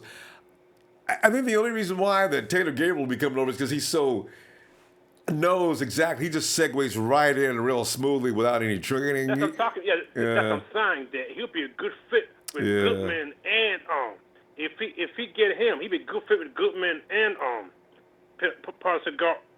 what's his name? Pierre Garcon. And like you said, Taylor Gabriel knows the offense Kyle Shanahan likes to run, so it wouldn't be he'd come in and he looked like he'd been there for last year. So yeah, you're right. Yeah, because if he goes in the hell, then everybody would be confused who to go to. Yeah. And you have a two top receiver. Yeah, it's gonna be an interesting for you. Yeah, he could be the third receiver because I saw him play. He's not that bad. Yeah, who are you talking about now? We're talking about Taylor Gabriel still? I'm talking about Paul Richardson. Oh, Richardson. No, Richardson, but yeah. But, but as I say, they got enough guys at that size. They probably, if they are looking for what everybody's dream thing is to pick up this big guy to play wide receiver. So, if maybe the 49ers are thinking along that line, I'm not sure about that. But if not, who knows? Like I said, I'm just guessing because I'm not going to know who Shanahan. That's up to Shanahan who he want to pick up. Yeah. So because right now that's what I want, but who knows what he wants? Maybe he wants something different. Yeah. No, really, it's hard to figure out Kyle Shanahan. Although now I can tell what Kyle Shanahan likes in his wide receiver zone. Shanahan, and he said it once, he likes guys that can stop on a dime, keep their feet underneath them, shift and move quickly. With Kyle Shanahan, it's about being open. That kid that can get open all the time. So but whoever he picks, like I said, whoever he pick up, I'm good with it. Yeah, because he knows what he's doing, right? So yeah, I agree. Because as long as he's going to Super Bowl in the playoffs, I'm happy with that. I don't care what. As long as we get somebody good to make it to the playoffs, I'm happy. There you go. I tell you what I'm going to do. I'm going to look for you tomorrow, Nighthawk. Okay, go Niners. Yeah. Oh man. And let's get on. Let's go back to Trez. Be salty. Yo, Trez. Ronbo, can you come back to me? Okay, yeah. Well, Trez, I can. I'm gonna go through the chat a little bit because it looks like our phones dropped. So go ahead. How long you need? Trez in the middle. He may have his tag team partner over there in a full Nelson. They had some problems, so we'll come back. Anyway, run down there and see what you guys are talking about. Guccini, I love the name. Guccini JD says, what round is Atman projected? You know what? I was watching. Atman he looks good out there, doesn't he? Receiver, big guy. But I'm still on the Jaleel Scott. God, that dude is a freak. He's an animal, man. People told me about that dude, man. I said, 6'6". Oh, man. Also, Equiminius, like him. Guys are looking for the big guys. Equiminius, Jaleel Scott. Aitman's a big guy. There's a couple of more guys, wide receivers. The 49ers, I have no problem drafting a wide receiver. He can come in, he can compete. If you can make the team, good. Because we've already got some people waiting for him. You can beat them out, go ahead. But that's what it's all about. Come in and win a job. Yeah, I got no problem with that. I just don't see playing. Some of these guys that are running around now, like, what's his name over in Miami? What is his name? Oh, by the way, what is it? GBVOUL. Roman's probably a Roman Reigns fan. What is Roman? Oh, Greg Roman? Obviously, you don't know me very well. Okay. Anyway, let's see, what else I got here? Rhodes Madison said we need to keep Coyle. As Chris Schultz looking at Auden Tate. Auden Tate over Scott, not even close. You know what? And I can offer. All right, Ronbo, I'm ready. Yeah. But I can't even offer an argument because I don't watch college enough to be able to make any real serious evaluations. I seen Tate play in a highlight film, and I've also seen Jaleel Scott makes everybody look like little children out there. Though. Trez, have you seen Jaleel, man? But first, Trez, go ahead, man. Come in with your intro, man. Hold up, wait a minute, Ronbo. Put some red and gold in it. As he sprinkles the red and gold. Trez! Always good to hear from you, man. Let me start off, bro. Let me start this thing off like this, because I heard some things tonight that I don't understand, man. Look, dude said he liked Eric Reid. He don't understand. You can use Eric Reid in the Hyde, but you can use Eric Reid in the Hey, Ronbo, everything in this league is about consistency, availability, right? And how many times you've been concussed, okay? Ooh, yeah. Eric Reid took a lot of concussions, man. You know what I'm saying? True. And then when you look at his productivity out there, man, I mean, it's bare minimum, man. It really is. I mean, he ain't no dog. He ain't no dog, you know? He ain't getting after nobody, really. We want to, I mean, really. And then let's flip to Carlos Hyde. I meant to tell you this a week ago when I saw an interview with John Lynch. John Lynch said, we got quite a few players we're going to let go out here and test the market. I meant to tell you that because I knew who he was talking about then. Carlos Hyde. And he did. Let's take Carlos Hyde. Frank Gore been going away from this team since when? He's been over there with the coach, 4 years at least? 4? 3. Going on the he left in 2014 and going on 4. You're right. I thought it was 4. Well, I mean, he left in 2014. Right. Yeah. So yeah, it's going on 4. 4 years. Yeah. Right. Been 1,000 yard back ever since he got over there. Yeah. How many 1,000-yard seasons has Carlos had since he exited? But he was supposed to be our feature. And Trez, you make a good point because this is why, and the offensive line over in Indy, it's not fantastic. That's why I say, you got to, at some point, stop using that for a reason why a running back ain't doing well. And even that dude Christensen I've been talking about over in Seattle, that boy is crazy, man. And you look at beast mode, you can't always lean on the offensive line and blame them for everything. So. Right, because, I mean, this a younger guy coming in. The legs are supposed to be fresh as all like dough.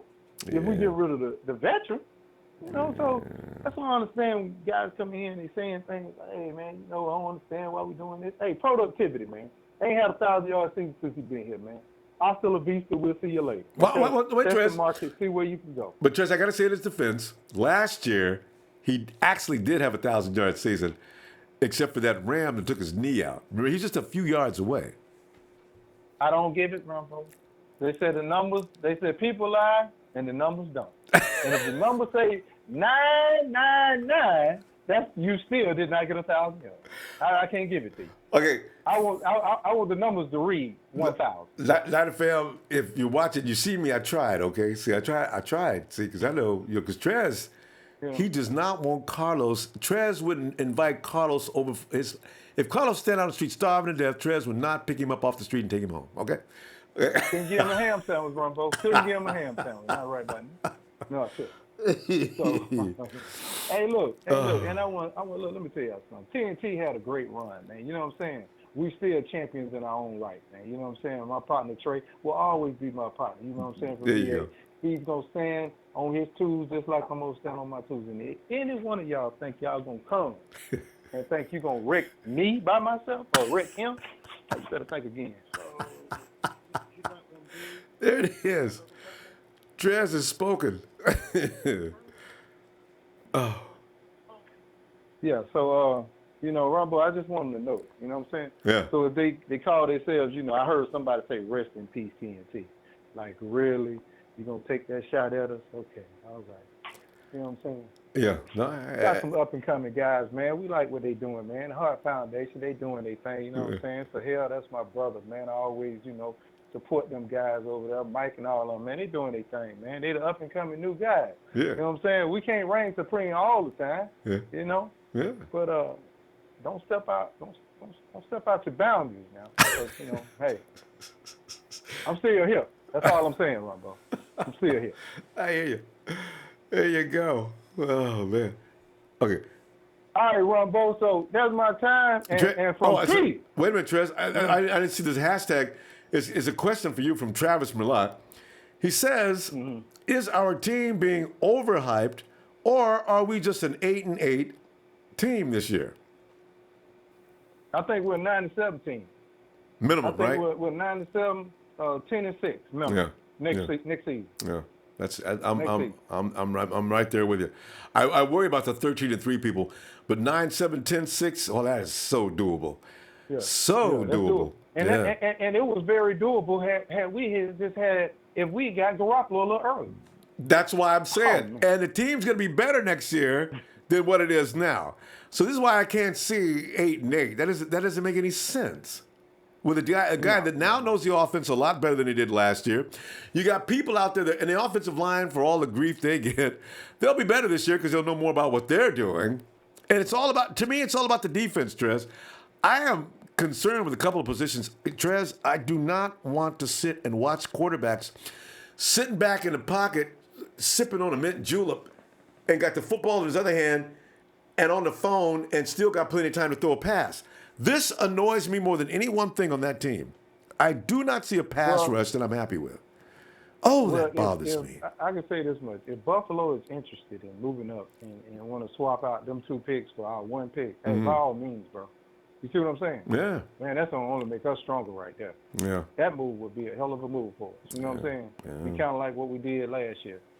Getting back in the round, but this time we ain't got to fight to get back in. We already in there. Yeah. So it just depends, man. It really depends. And like I say, I will address. I think we need a cornerback.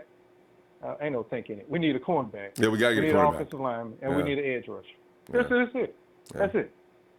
That's it. And everything else can be depth. And we need another wide receiver for depth. Yeah, just depth on. You know what I'm saying? We got to go over here and try to break the bank, trying to get one of these high-priced wide receivers that's a has-been. Yeah. No, sir. Yeah. We just need to have some good depth, good solid players. Solid. Yeah. Because Kyle's gonna scheme. We had wide receivers running wild open. Last season, Trez, we looked at wide receivers. Garrett Selleck became an all-star. This is all about scheme. These guys are gonna be running free all the time, and we got a guy like Garoppolo hitting guys on target and on time, and in stride. Why I need to pay that wide receiver all extra money? He's gonna come over here and do the same thing. And he's getting paid more. This is why I'm saying that's a silly thing. So yeah, I exactly. Yeah. Everything we need to do, man, just put together a good free agency and a good solid draft, man. And I'm gonna go ahead and say it. I see us 10-6, 9-7, but I really see us 10-6. Yeah, I do too. You know, I don't think that's a stretch. I really don't think. Yeah.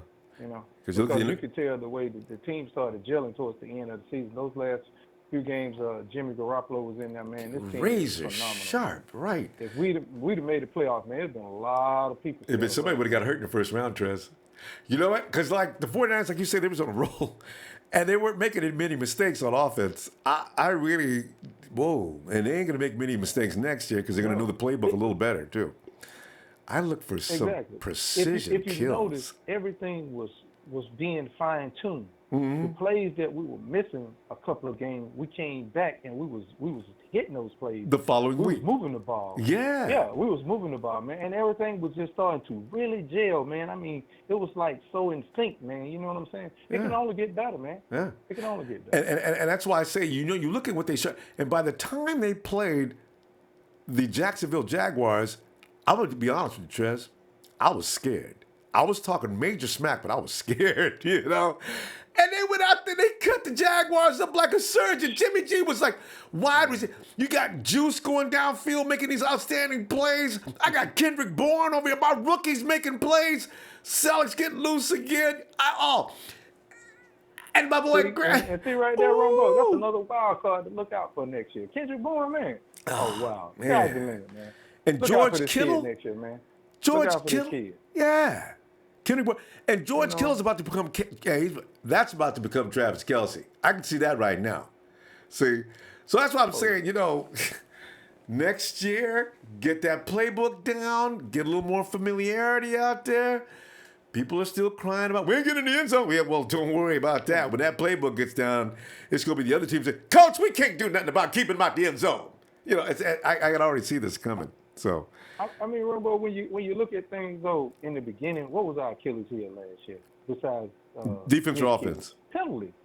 Oh God, yes. Penalties. We just couldn't get it right, remember? And then when we did, the referees was doing us too. But I was mad it was miscues. I was mad as hell. It was just flat out straight miscues, man. And Because they had tightened that thing up so well at the end, man. Them 5 games, man. Mm-hmm. Shit. Man, didn't nobody want to see us, man. Especially everybody, all the commentators were saying, boy, you wouldn't want to see this 49ers in the first round. Yeah. Because, Trez, they got that pre-snap movement. They finally got that down a little better because in the beginning, it was just killing the 49ers. They could not do it. And like I said, for Kyle, you're taking them too fast, Kyle. They cannot do that yet. Can you do it piece by piece? Flag on them. Oh, man, we had a 15-yard gain. I was crying. Man, I'm feeling it like I felt it that day, man. Shooting ourselves right in the foot, man. We was like, God, that killed that drive. We playing. Oh, God. Anyway, we're past that now, Trez. So, it's a growing pain. We had to get through it, We passed it. Yeah. And believe me, man, like I say, everything is key. Kyle, them boys is working, man. They working. That's why, we don't need the distractions, man. Hey, man, for all y'all players that's listening right now, man. Hey, look here, man. Go in the off season, man. Enjoy some time with your family, man, and get yourselves back to work, man. We don't need no distractions, man. Don't be out there with the wrong crowd, wrong people around you in your circle. You know what I'm saying? Be positive, work on your game, and get yourself, ready for the next season, man. Enjoy the time, though. Yeah. Because it doesn't take for a little while for that to zoom on by. Next month, Trez, you're already talking combines coming up real quick. And after that, the season's about starting. So, OTAs. Yeah. I'm gonna tell you one of my picks right now, though. I'm going back out there I'm going back and get Weatherspoon's brother on the other side of it. I like that kid. Yeah, I know, right? I forgot his name. But yeah, the guy like from the same school. You remember I had a Keller on my draft. That's right. Nobody else did. I didn't even know who a Keller was. Look at you. Yeah. Look at you, Trez. Man. I'm looking for you to pull. You got to pull another thing. Trez, you got to do a draft. Right now. I'm doing everything right now. I'm making my list, Rumble. I'm making my list. You can do that. Okay. Right I just want to get through the combine. I want to really take a good look at everybody. Trez, I think we should have you on the Red and Gold GM, Trez. Players, man. I look at the diamonds in the rough. And Trez stood out to me as one of those diamonds in the rough. That's why I had him on my list. Well, Trez, listen, I'll tell you what. With you having that kind of skill, Trez, I think we should have you on Red and Gold GM. You got to pick out a week for us, Trez. I'm going to get back to you, and I'm serious. Because anybody that could see Akello Witherspoon was going to be like he is now. See, I didn't see that coming. In the first week, Trez, I thought Akello was going to be a 2-year project because I thought he was soft and tender. He couldn't take no pain. But he could take pain. But I kept telling you, man, just give him some time. He gonna come around. He made me shut the hell up. And he did. I'm loving him now. All right. He ain't had no heart. He ain't no hitter. You know. And each game went by, you just saw a little progression.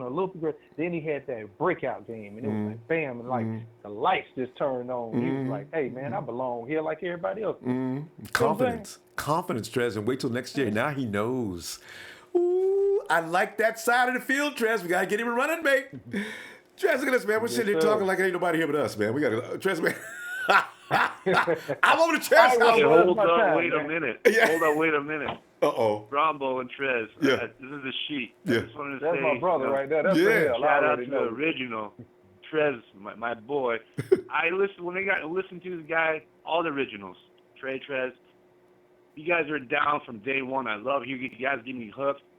And honestly, bro, if you I know the TNT is doing their thing right now, but if you want to join the Heart Foundation, you're always welcome to join, and we all love you. You're my Salmon Train brother. But anyways, you have a good night, brother. If you want to, I appreciate that. So hell, thanks, brother. I appreciate it. Oh God. Have a good night, brother. I'll see you. All right, shoot. All right, Ronbo, we're gonna let you go and get to the next one, man. All right, y'all. Yeah. All right, Trez, you have a great night, man. Hope to see you tomorrow night if you get some time, huh? All right. All right, Ronbo. Yeah. Let's see. We got Chris from Atlanta, GA. Hey, man, I'm trying to find the mute button. I had myself muted almost. I made it on time, but what's going on, fam? Chris, we started out because we were worried about Carlos Hyde and Eric Reid because they're about to hit the streets. And also you hear about the same time, you got Tank. They're strongly believing that Tank is going to be back next year. They're going to resign him because Salah loves him. And also Brock Coyle is coming back because Reuben Foster is scaring folks. So, it's kind of funny how things are taking shape. Right. I definitely think Tank is going to come back because you look at the way that they stashed him away on injured reserve last year with the ability to come back. If that would have been anybody they really wasn't caring about, they would have just let him go, cut him from there. But I just worry we keep too many of these like good role players. I want people that can be in there that's a difference Can maker, contribute. Can come in. Yeah, contribute. I mean, like, the offensive coordinators got to go, oh, wait a minute, they just put Tank in. We got to account for where he's at on the field. Like, as long as you add people like that, I'm definitely cool with it. I agree. I just saw passed on my timeline, though, something about Brian Cushing's about to be released from the Texans. See, now what are the Texans doing? Listen, But Chris, Cushing seems like he has been on decline since he had that one injury a couple of years ago. maybe that's it, huh? But the connection with us is of course, the Reuben thing. But what's our coach that came from the Texans there? They tried to take him away from us. Vrabel? He used to play with the Texans. I can't remember his name right now, but he's a coach with us. Wait, he's a coach with us? Side. Coach? Texans? It's not Vrabel didn't play for us, did he? No. He played for the Texans, and Vrabel didn't play for Texas. Yeah, somebody just tried to come take him off of our roster, but we blocked it. Oh, wait a minute. No, I'm thinking about DeMacio, but DeMacio's not from the Texans. He's from the Eagles.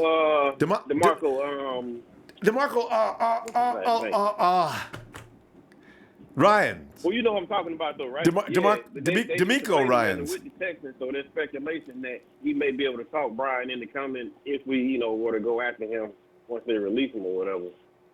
Yeah, no, DeMeco. He may not be a bad backup or something like that, though, So.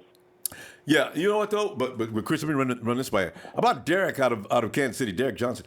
I got a feeling that I don't know. Ruben's gonna find out. He's got his day in court coming up. I think in April or something like that. Depending on what happens there, and then because Goodell is sitting back there just chomping at the bit, getting ready to sentence him. So you got to figure Ruben's out half the season. So 6 games for the DV, and also 1 game for the situation in Alabama. So that means 7 games minimum, right? If he can't, they might put 2. I don't know what they can do to Ruben, but anyway, you put Johnson in there. He can actually mentor.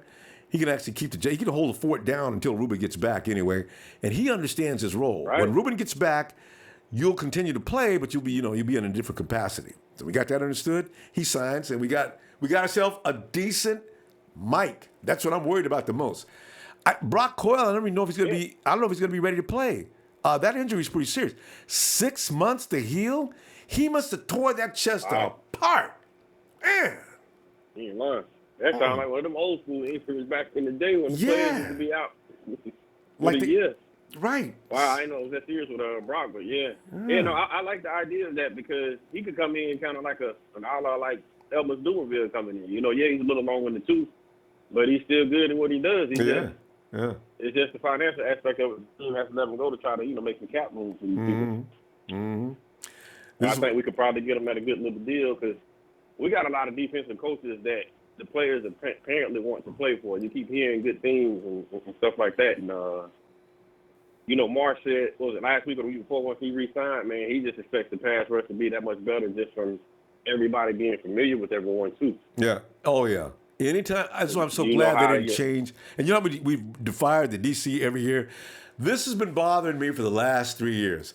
I said, you know what? The 49ers, how they going to get good? They got to learn a new defensive system every year. Right. This is I may have to stop crying about the pass rush this year. It may come around this year, Chris. Yeah. Because they know what they're doing now. Yeah. And I'm encouraged by that. The Kiffin guy, Kane, what's his name that we just got? The guy that left the college, whatever. He was the defensive coordinator. I was looking at the numbers on what he did. Yeah, that's Kiffin. With his Chris. team the year before. Yeah. Took it from 137. FAU was 137 on the defensive chart. He moved them up to 30. I think 32, 30-something like that. I said, whoa, that defense went to work. You remember moving up that far up the chart? My God, that's amazing. What the heck? What were you feeding them dudes? It sound well, So he's a technique specialist. What is he teaching them? Yeah. That's what I'm saying. Technique specialist for sure. And we got a couple of guys. He'll do a job with Solomon Thomas because Solomon T still has some issues with his technique and stuff like that. This guy might be able to straighten all that out. It might be. You're right. So I'm looking forward to that. It's just a few little things that Solomon was doing that once he, fixes those errors, he's gonna be a problem he's gonna be a problem. I hope we don't draft anybody. I'm not worried about Solomon at all. Yeah, he'll be all right. I hope we don't draft anybody out of Stanford this year, though. Every time Stanford, their system makes kids stay out. They can't get to OTAs. These are times that are very important. There's a lot of things that go over during that time. And Solomon had to come in late. He's out hanging out with the who's who in football. But that's good for that. But that's not good for what we're doing over in San Francisco. So, but this year he'll be with us at the beginning of the season, so it'll be better. Yeah, the last two that we tried to do that with, it seems like that has hindered them, man. Yeah, Joshua. From what they said, I think even John Lynch said this year, it's not like they look at, it's not like they take that into effect on who they're picking. They're looking at the long-term picture. Right? Yeah. I'm with you. I wish we get everybody who can be at camp from day one. Nobody's behind because we got to hit the ground running next year. Because like I said, I need the 49ers to be in the Super Bowl next year in Atlanta for it to be a home game for me. See, that's what Chris is talking about.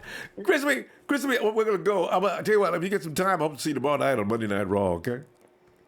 Will do, man. I'll be there. I don't have called in as much, but I'm here listening, so I'll be in. All right, fam. Be looking for you. All right. All right. And let's go to Justin, the Golden Buckeye.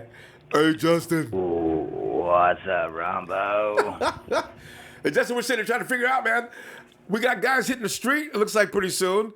Eric Reid, Carlos Hyde. In the meantime, Brock Coyle's going to have a job, as is Tank Carradine. Who would have figured?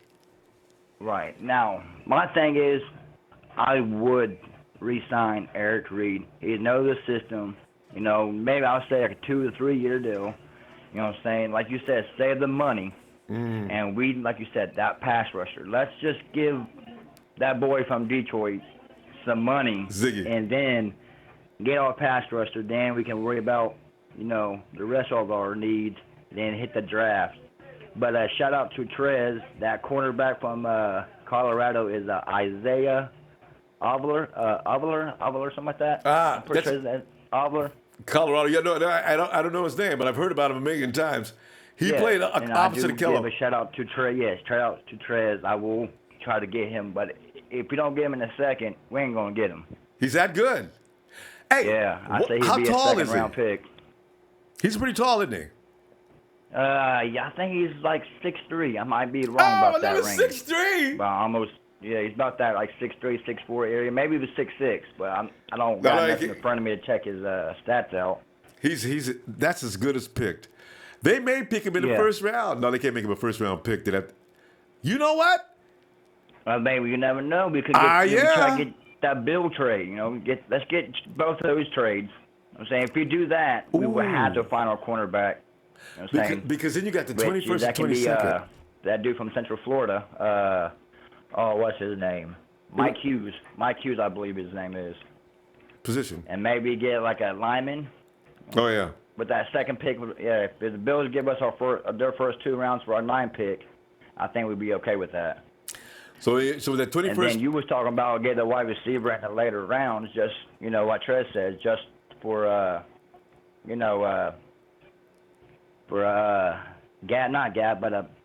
depth. And I like DJ Moore from Maryland. DJ Moore. Look, these guys I got to go check out. DJ Moore. Because I'm taking all these guys. You guys mentioned somebody. I go check them out right away. And I've seen a lot of good things. Jaleel Scott still makes me crazy. That dude is that's strange. How he can move that long body. I remember you and I was just talking about that a few weeks ago. You know, Jalen Hill, Scott, you know, I like him. Or I do like, you know, DJ Moore from Maryland. All right. I can check these guys out. Because as I say, I don't have a problem drafting. But them dudes are out there yelling about, I need big bucks. $54 million, baby. I ain't playing for 3 years either. What? Now, who's that for? Is that for a pass rusher? No, these are wide receivers. Wide receivers. Yeah, wide receivers are talking about big bucks. I don't even know what Allen Robinson is talking about either, but I'm sure his agent is coming around the same money. I mean, these guys are talking big bucks. And, I don't think that's necessary. But hey, regardless, man, our future is looking bright, Ronbo. I mean, it's so bright, I need 3 sunglasses on. I'll make sure check those lenses. They've got to be, what is that code that they use? Anyway, yeah, you'll be all right. We're going to, Super Bowl, I suspect the Super Bowl is nowhere near as far off as anybody might imagine. We just don't know what's coming up next year. So, and I was looking and saying, like, what if we did get Jimmy G? Because I know John Lynch was talking about that was our main thing. We was trying to get him before the off season last year. And just could you imagine with him running that offense? Oh, man.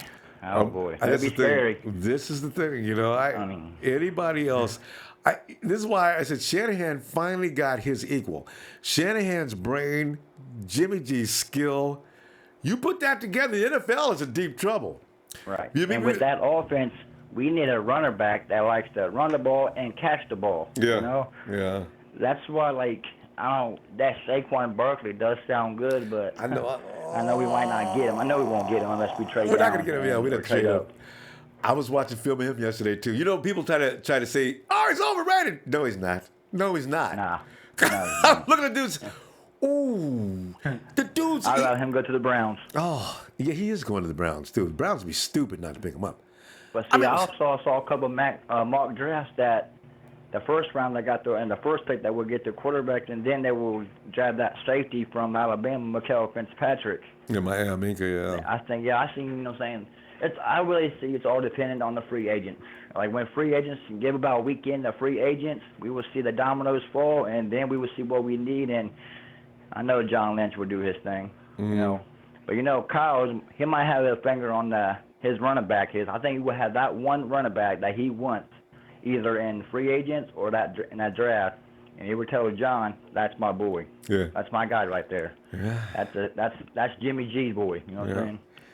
Everybody, you know, Jimmy G, there's guys that have come out there that even if they are good or not good, Jimmy G makes everybody look good. This is the essence of a true leader. This is a franchise quarterback by definition. You look at the word franchise quarterback, there should be a little photo of Jimmy G right next to it. I know you put Aaron Rodgers, Tom Brady, something like that, but Jimmy G took a team that was not very good and made them look like first-round playoff winners, man. I said, damn. You know, especially all these NFL's experts saying that the 49ers is one of the worst talent teams in the league. And, you know, now with Jimmy G's on board, now we can just show all them haters You know, all those really haters shove that trophy down their throat and say, now you're going to start respecting us. I'm saying we're going to get our 6th, our 7th, our 8th, and 9th, and 10th. Tell you, Tom Brady, who? Fam, we're going to see you. Let's see you tomorrow night, okay? You have a great night. All right, man. I'll talk to you later, buddy. Yeah, it's a Buckeye. All right, go Niners. Yeah. Hey, Darryl Green. Darryl Green is the guy that has a deal with a lady that loves the Dallas Cowboys. Razor has it worse. He's got a Patriot fan for a lady. See, so it can be really rough if at home you had to watch. Can you imagine watching your lady parade by you wearing Patriot gear? Or what if you have a lady that's a Raider fan? You know what? That, to me, would be grounds to just go ahead and end that relationship right now. Can you imagine you meet this girl? Oh, God, I love you so much. It was going out to dinner. You pick her up. She comes out with a jersey on, and she's got the Raiders on it. Oh my God, what are you wearing? Get out of the car. Get out of the car now. Oh, my God. Oh, dear. You just drive off, you know. Hey, Derek. What was that? Daryl. What was that? Daryl. I was getting too many days. Darryl Green. Paging Darryl Green. What's going on? Daryl, man. I was just imagining your situation, Daryl. I saw wifey running around. I just seen your wifey running around. I just imagine her running. She's running around with the Dallas Cowboys hat on and got the jersey on and looking at you and say, how many games y'all win this year? Hey. Yeah. But this year, she can't laugh at us, right? Yeah. Well, Daryl. Daryl, earlier we were talking about the fact that we're going to lose. It seems we're going to lose Carlos Hyde and Eric Reid. They're both going to be allowed to go on out and check things out and see if they can get a better payday somewhere else. Well, I don't think they should let Eric Reid do that. You know, he might go to a team that's going to play us. We're going to be shocked. Yeah, Daryl, he knows some of the scheme already. You know what I mean? Yeah, I know. Daryl, but he can go to Daryl, you just mentioned Eric Reid. You ain't got no love for Carlos? I can't get. I don't know. Like I was saying, Carlos, I don't know. Yeah. He's good. I just say he can't find the hole. Yeah. See, this, you know what? Know. Yeah, this. I don't think it was a defense. Yeah, not always. Frank Gore, he's over there. They ain't really have no good defense over there either. No, you mean offensive line, right? Good. Yeah, you can blame the offensive line to a certain degree, but you can't just blame him completely. But you know what? Yeah, what do you think about Carlos? Would you keep him? Well, yeah, but the thing is, I feel bad because Carlos wants to play with the 49ers so bad. But again, my own sensitivity to the fact that he wants to play is probably not enough to bring him back. Yeah. I mean, I just feel bad for it. The only thing that got to me is when he said, he wanted to, we don't go to the Super Bowl. That's yeah, he got me with he got me with that. Yeah. So I really feel bad about him being out there looking for a job now. So this is it. But when I look back at his performance, there were some times when he made me a little upset. But there was other times he gave me some thrills. Carlos had 900 yards. That's still not bad. Nah, it ain't bad. Yeah, so. That wasn't bad, at least he, I guess, you give him a little credit. He finished the whole season, without, being hurt, so. Yeah, hey, isn't that? No, he got hurt. Did Carlos get hurt last year? No, he didn't get hurt the last game. No, last year he didn't get hurt. The other year, Yeah. He got hurt, but. Hey, but you know what that means? Carlos went 2 years now without. Well, he got hurt at the end of the season last year, but at the end, not the beginning. So Carlos actually went 2 years now, and he stayed on the field. Gotta give him some props for that. So. Yeah. Yeah. I don't know. So you know how Kyle is. He like them ones that hit and you know what I mean? Like you said, pew. Yeah, he likes him. Hit that mud and gone. Yeah, that's true. I know. And we said at the beginning of the season we don't know if he's going to fit the plan or not. So well. Yeah, man, it's going to be a lot of free agents. Mm.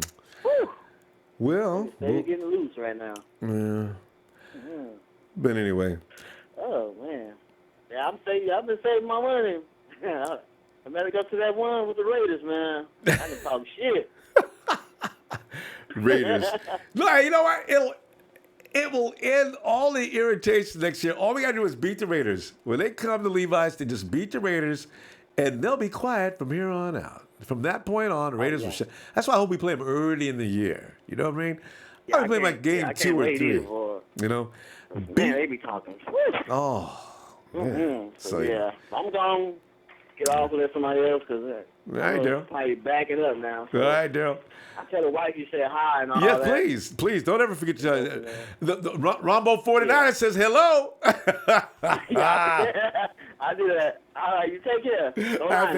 Have a good night, Daryl. Oh, God. Because Daryl's wife, she be jumping on the phone, man, getting on me, man. So I got to, throw my shots in there when I can. Hey, Derek. Ronbo. Yeah, Derek. What's up? Derek? Ronbo. Yeah. What's up, bro? Yeah, Derek, man. Just kicking back and talking Niners. You heard about our question tonight. How they go act, man? Derek, they're talking about Carlos Hyde, Eric Reid. He gone, bro. Yeah, good night, boys. Just like that. Yeah. And then they take Brock Coyle, who's laying up in the hospital, all bandaged up, and his chest all wrapped up. Brock, we're thinking about signing you to an extended contract. And Tank Carradine, you've done a great enough job last year. Robert Saleh thinks he wants to adopt you as his son.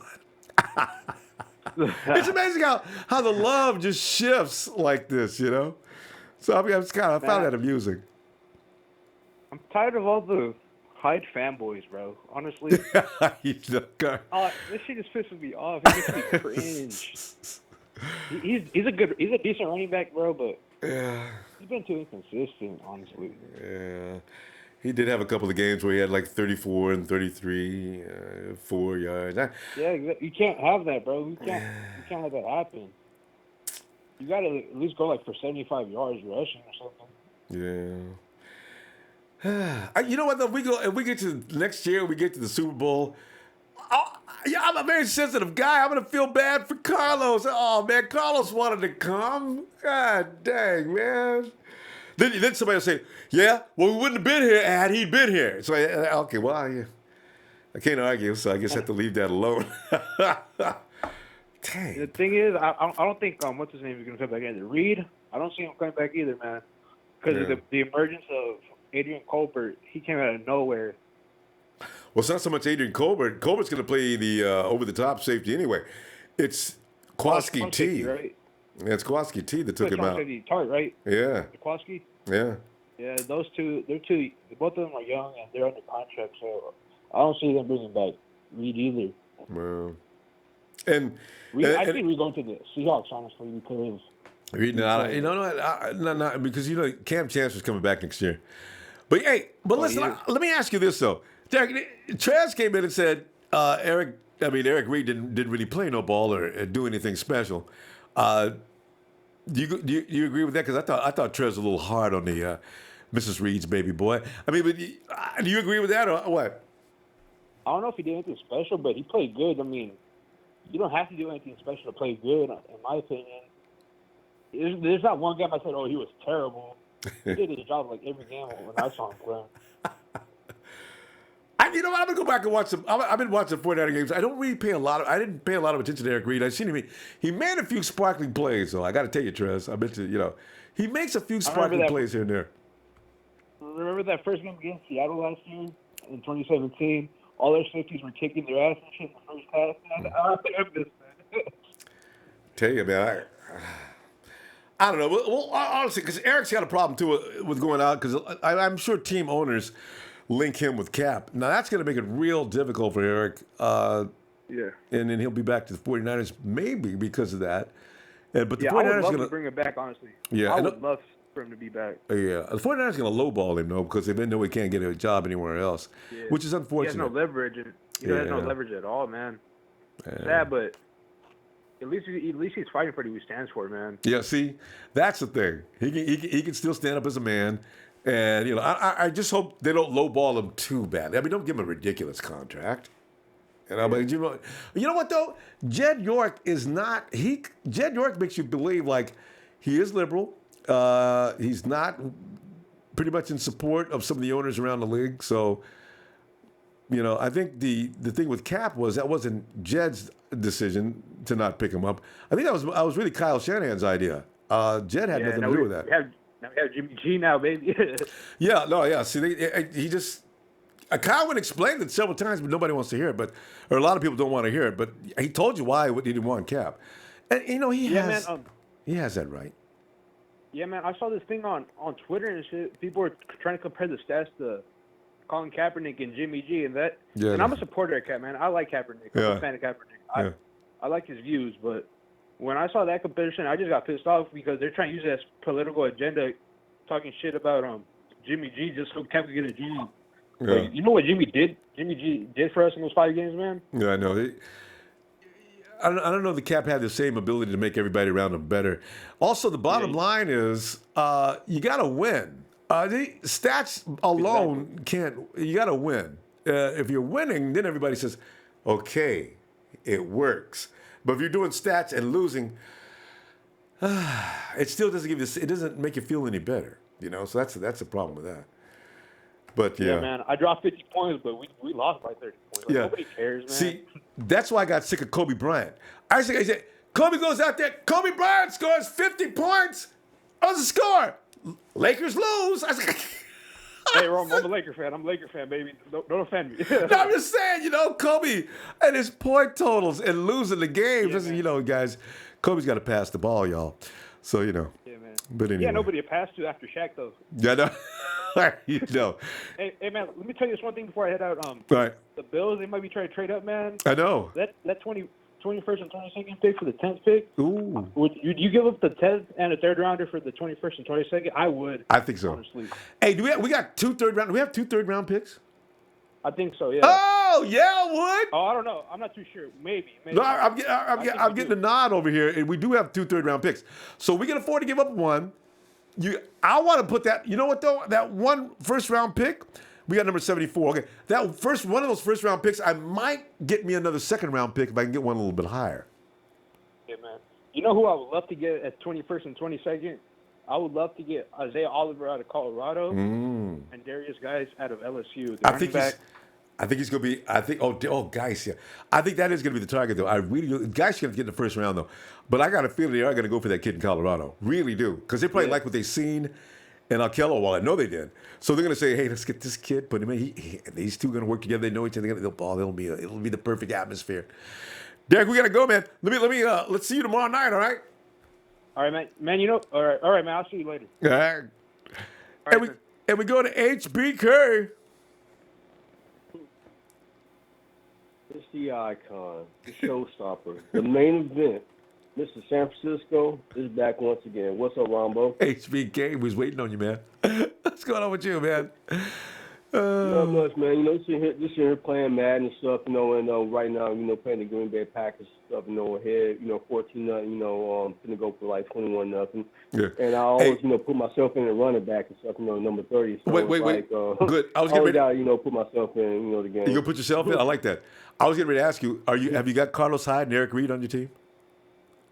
Well, yeah, I do. But however, I did replace Reed with Adrian Colbert, and I got the cross guitar, playing strong safety. There you go. Because you're and Carlos is my third down back. Why you want to do Carlos like this? Like, and truth be told, Ronbo, it's like I think both their best years was when Harbaugh was in. And so, I think that was their most productive, and it's like that's we got maximum production out of both of them. But once Harbaugh left, then that's when things kind of changed and went a little south for him. Even though Reed still showed a little promise and stuff, and still showed flashes of still having it. I think when we played Seattle, I think the second time, and he started off the game with a pick when he intercepted Russell Wilson.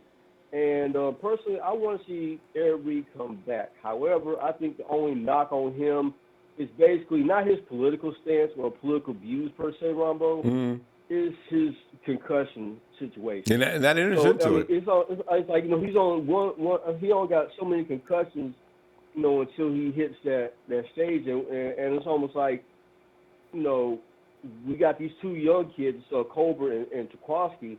And it's almost like, what do you do? I mean, it's like, Eric's a stand-up guy. I mean, it's like, never mind the political situation. So, it's a big part and a big factor of, what's going on, and vice versa. But it's just that, to me, he's one more concussion away from, and you don't want to see him get to that point because, he got to, feed it, provide for his family, provide for himself. And nobody wants to see nobody go out like that.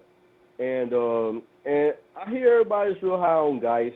And I understand that, and I'm cool with guys, but again, Ronbo, you know who my guy is, the guy from Georgia, and God willing, I sure hope we can pull John Lynch, do some shifty moves and somehow get him out of Georgia, man, because I mean dude can ball. I mean he can catch out the backfield. I mean he's a beast and running the ball. And I'm also real high on him. I mean, if we get guys stuff, I'll accept him and I respect him all the same. But personally, I'm a Sony Michel guy. Yeah, no, there's nothing wrong with that. A lot of people are. Sony Michel has been actually ranked second only to Saquon. So nothing wrong with that. It's. It's funny though. Yeah, him and Chubb are top 5. I just said, you got Sony coming in behind Saquon, and Chubb comes in around number 4. So that's a pretty interesting combo. The Georgia's are like a running back factory, though. I mean, whoo, dang. Yeah, Terrell Davis, Hall of Famer. Yeah. Yeah. So yeah. But it's like when is the combine, Ronbo, and when are we gonna settle the debate between us and Oakland of who gets number 9 and who gets 10? I mean, when does that get settled? No, I think you're right. I think the combine is when they toss that coin. I thought I read that somewhere. Yeah. So the combine coin toss will take place. I just wish I could be sitting up in them stands back there. Now, Oakland, what you gonna do now? You got to shut up, don't you? You get number 10. That's where you belong. Underneath the 49ers' feet. Security, get that man, please, out of the stands. Before you get up here, hey, Oakland, kiss my... and I just go off there. Like Rumble, it's like, old Bullshit, going in on that one, man. He went in. I mean, he went in. But, I mean, it's like, at the same time, I'm just looking forward to, how the combine shakes out and... Basically, and I keep hearing a lot of talk about Deion Lewis and stuff. I mean, it's like, does that have any weight? Is that gaining any steam? No, that's just picking him up. I mean, what's the deal with that? Where we at on that one, bro? That's just fans and a lot of fans like Deion. I don't know, what's going to happen with Deion. That's just speculation. Somebody brought up some stats and said Carlos has outplayed Lewis. I really don't know with Lewis. And people came up out of nowhere because the Patriots, who allow people to leave every year, the Patriots don't care if they have a different running back every season. LeGarrette Blount last year, they got Lewis this year. Blount went over to Pittsburgh, came back and beat him up. Sometimes I do question what the Patriots do.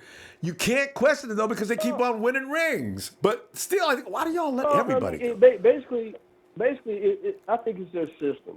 I mean, it's like, if you fit in their system, and that was the main question, with Jimmy G coming out of their system. It's like, okay, and they kept comparing him to, Matt Castle and Brock Hugh, Damien or Brock guy. It was like, well, okay, since he came out the Belichick tree, will he be successful in our system? And it's like, and for whatever reason, Jimmy G managed to buck that trend. It's like, okay, now we're not, so concerned, is he just a system guy? Now we know for a fact that he worked in our system. Mm-hmm. Yeah, and that's what I think that's what 49ers are trying to build right now. Plug and play people. We can tell before we draft you or whatever. We know you're going to fit. When free agents, we know you can fit, and that's the kind of system you want to build. So I understand that. Oh yeah. And one last thing, Ronbo, because I know, other cats don't want to get on and voice their opinions about, our nines and stuff like that. Go ahead. But do you think that we should just go ahead and just go ahead and give Jimmy G the offensive weapons and free agency, and then come draft time, just going hone in on the defense? Do you think it's a fair assessment? Yeah, I wouldn't go. There's no need to go to no large expense on putting weapons around Jimmy G. When you score 44 points against the Jaguars, you're not anemic offensively. You can put another couple of players in there, but don't go to extravagant expense on that. That's just ridiculous. It's a waste of money.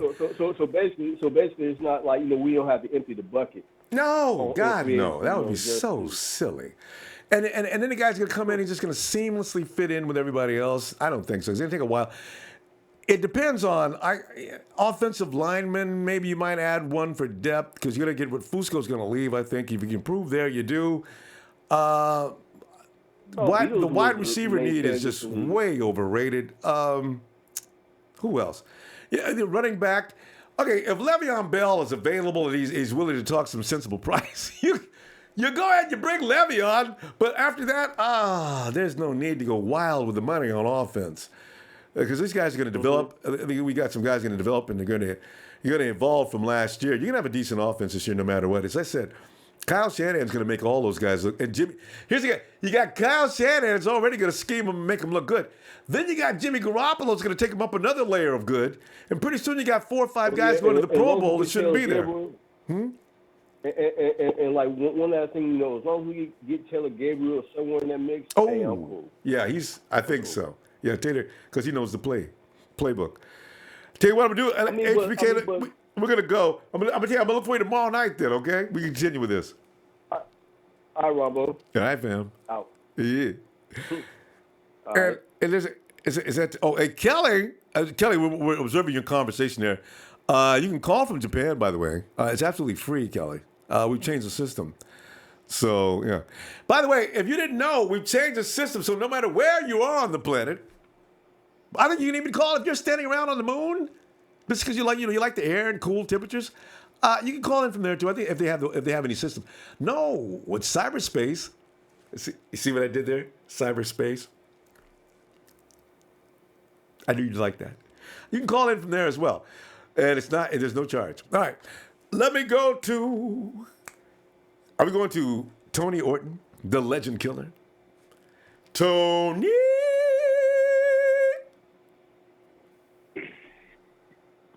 Ronbo. Tony, how you doing tonight, man? The subject tonight, I was thinking when I was putting this out, here's the subject tonight. How things have changed. As it is written, and so shall the meek inherit the earth. Now you look at Brock Coyle and Tank Carradine, they're the meek. And then you got the mighty Eric Reid. Tony, can I put Carlos Hyde in the mighty column? People are not saying nice things about Carlos. I think it's too personal. Some of you guys can lighten up on Carlos Hyde. He's not a bad guy. Okay, but anyway, Carlos and Eric are going to be allowed to go and find employment elsewhere. And as I say, Brock and Tank they can look forward to a 2018 49er season. I would think so. I think those are Salah's guys. I think if that's the case, you can probably expect Jimmy Ward to be back at free safety again. I think Colbert might actually get the bench if you think about it, because if Salah brings back Tank, now in my opinion, that 6 technique, I think you can find those. I think they're really common. But if they like them, and they already showed kind of a little bit of favoritism towards Kilgore, so it wouldn't surprise me. I mean, yeah, that makes sense. You're right. It's all about Salah's judgments on these things, and if he likes Tank, Sheik, I'm telling you, man, they've already said Tank is in. Sheik thinks Tank's out of here. But he's also gotten rid of Eric Armstead. And the guys over at Niner Nation are trying to tell people, don't look for Eric Armstead to be wearing another uniform next year. I heard Salah say something about that before the season ended as well. So I'm pretty sure Eric Armstead's going to be in the mix next year too. They still want to develop him into Calais Campbell. Could you imagine if we could have 2 DeForest Buccaneers on the line if Eric actually did reach the ceiling? Yes, man. Oh, God. And you know what I got a kick out of? Eric has already told people when he first got to the 49ers, and that was that year before last 2 years. Yeah. Eric told people back then in interviews, well, I'm actually the best pass rusher they've got. I didn't know Eric. I when I read that, I laughed because Eric's been he's had an attitude. I didn't know because he didn't seem like the type, you know. And he told people in an interview that I may be a rookie, but I am the best pass rusher they have. I like that in my football players. I really do. Well, to be honest, he wasn't far from wrong. I think Lynch, we still didn't know what we had Lynch. Lynch was coming into his second year, and he turned out to be kind of a suffering lazy guy. Yeah. Wait. Yeah, Eric. Hey, Hold on, Tony. I gotta get some shit. Guys, it's a Tuasa Afia Eva. Listen, guys, I don't like racism. I don't like bullying women either, guys. Please have respect for the ladies that come in here. They're already a little worried about coming in here. I don't want to see any more language like that toward Kelly. Okay, guys? All right, thank you for your attention. Don't do that, please. All right. Go ahead, Tony. Yeah, go ahead. No, but I've already said it probably a couple hundred times, but Eric's strength is his strength is his strength. It's not his agility or speed. Mm-hmm. Do you think he'd be good at big end? I think to be honest, Ronbo, I think we're going to have a lot of guys in surplus at big end. I know, think we're going to have right? a lot of guys that can play big end and not much else. What do you think? Is that going to be the place where the guys that we just want to keep out there? Is that you put them at big end? I still see Solomon T being on the inside. I'm on certain downs. I'm taking Earl Mitchell out, and I think move Tank Carradine right there. Solomon Thomas either inside of him or outside of him. I can't figure that one out. Is what I want to do. I want the potential of any OC that's brilliant enough. All right, 49ers are setting up for pass. Run the ball. What? Yeah, run the ball. Yeah, but this Solomon Thomas is right there. He's not as good as Earl Mitchell. That's where they make their mistake. I know there's not an OC in the world that's that stupid, but I'm just saying there's things you can do with that offensive line to confuse, or defensive line. Right. No, Solomon is better in the run than anything, dude. I saw him throw away poor Matt Coyle in week 1. That's actually what he's good at. He's good at fighting centers and guards. He's a great interior guy. Yeah. But on the edge, when he's one-on-one with the tackle, you want a guy that's a little faster, more agile. But who knows, dude? I mean, maybe Solomon gets a little bit faster in the offseason. There were times where he did get around the edge. I remember he almost had Trubisky. I know. And didn't he get him happened once? to get away from him. It was actually a better movement from Trubisky than it was a poor play from Solomon. Yeah. But I think he's going to learn, and I think he'll at least get good at it. He'll at least get average at it. You know what I mean? Yeah. And you know what? And remember, Solomon hurt his knee. Which week was that? Solomon hurt his knee. He went out for like 2 weeks, 3 weeks.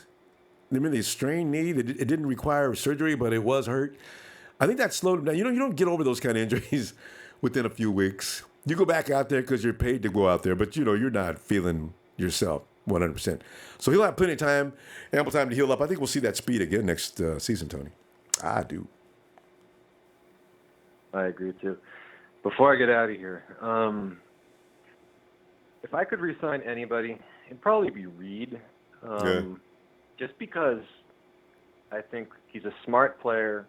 I think you can put him anywhere you want. Damn near. I mean, dude played at he played Will for a little bit, right? Yeah, he was over there. That's Sam. Yeah. He might be a little small for Play Sam. strong safety. He can play a little bit of free safety. He's not that good at it. He's more of a strong safety. Agreed. But he's your most versatile guy. Let Hyde walk. Let what else we talking here? I can't get no love for Carlos. But everybody else, it's good. And I think Carlos will be fine. I don't know where he's going to play, though. Razor made a good point. He's not going to a place where they don't have an offensive line. So he's probably going to Detroit. That was a good shot on Razor's part. I think he's right. Yeah. I wouldn't doubt it. Yeah, so that's interesting. We'll see. All right, Tony. I'll be looking for you tomorrow night, Tony. All right? All right, Ronbo. All right, bro. Have a good night. And it's repent, Jesus. Hey, repent. Every time I read your name, hey, repent. Have you been to San Francisco? I mean, downtown? Absolutely. You know, have you go right around by the cable car on Powell Street? You know, there's always those dudes who stand out there as you walk by. Repent. He's got all kind of flyers in his hand. Repent. Tomorrow the world will end. Repent. He's got a microphone set up and everything. Hey, I love those guys until they start, talking about hateful stuff. You're going to hell. And all this stuff. It's like, I was getting ready to get to that point. Take it easy. I know, man. They get really into it. God, I took the flyer, and every time I see that, I take the flyer because I'm always amused because I'm that kind of guy. I'm always amused. Really? Hey, what time tomorrow? Repent. Dude, let me have the flyer. I always come back the next day to see if he's still out there. Dude, I thought the world was supposed to end in 24 hours. I'm going to go find this dude, man. Hey, they're not reading their Bible, man. I know. It's psychos. These are the guys we got to worry about. Don't let them get a gun. Okay, let's go back to football. Repent. Don't get me started on that stuff. Repent. We're saying goodbye possibly to Carlos Hyde and Eric Reid as the 49ers going to let them go shop. And Tank Carradine's coming back along with Brock Coyle. What are you feeling on that? You're going to laugh, but I think it's time to say goodbye to Carlos Hyde. Yeah. I guess it's unanimous almost. Poor Carlos. Go ahead. Let me say this about Carlos. He, as you know, had all the potential. However, he didn't reach that. Yeah. And now it's time for someone else to step up and show us what they got. And, I'm hearing this draft has the most depth in running backs in years. God, yes. Ooh, so, real talent. Ronbo, I was hearing what you were saying, that you feel bad that Hyde wants to be a Niner so badly. Oh, yeah. But, man, we're going to forget about him when we have someone from the draft just come in. I know. With that pep in their step, man. I'll feel guilty, but I'll Carlos, we'll give you a ring anyway. You were with us during the painful years. We still give Carlos a ring, though. Right. Yes. We could you agree send that's it to okay. him. Amazon 2-day shipping. I sent it to him.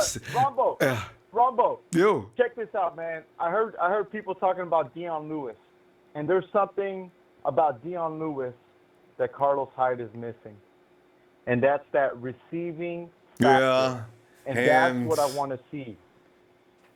And Carlos Hyde, I think he's actually possibly going to do better in Detroit with a better offensive line, but he needs all those things in order for him to be at his best. And I think we can find some running backs in the draft that don't need all those things, that can be a complement to what is the backup, Breida? I forget his name. Yeah.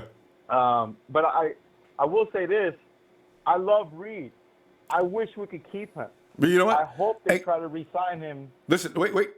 What I need you to do, hold on for one minute, okay? I gotta make a quick run. Sure. Don't go away. I'll be right back.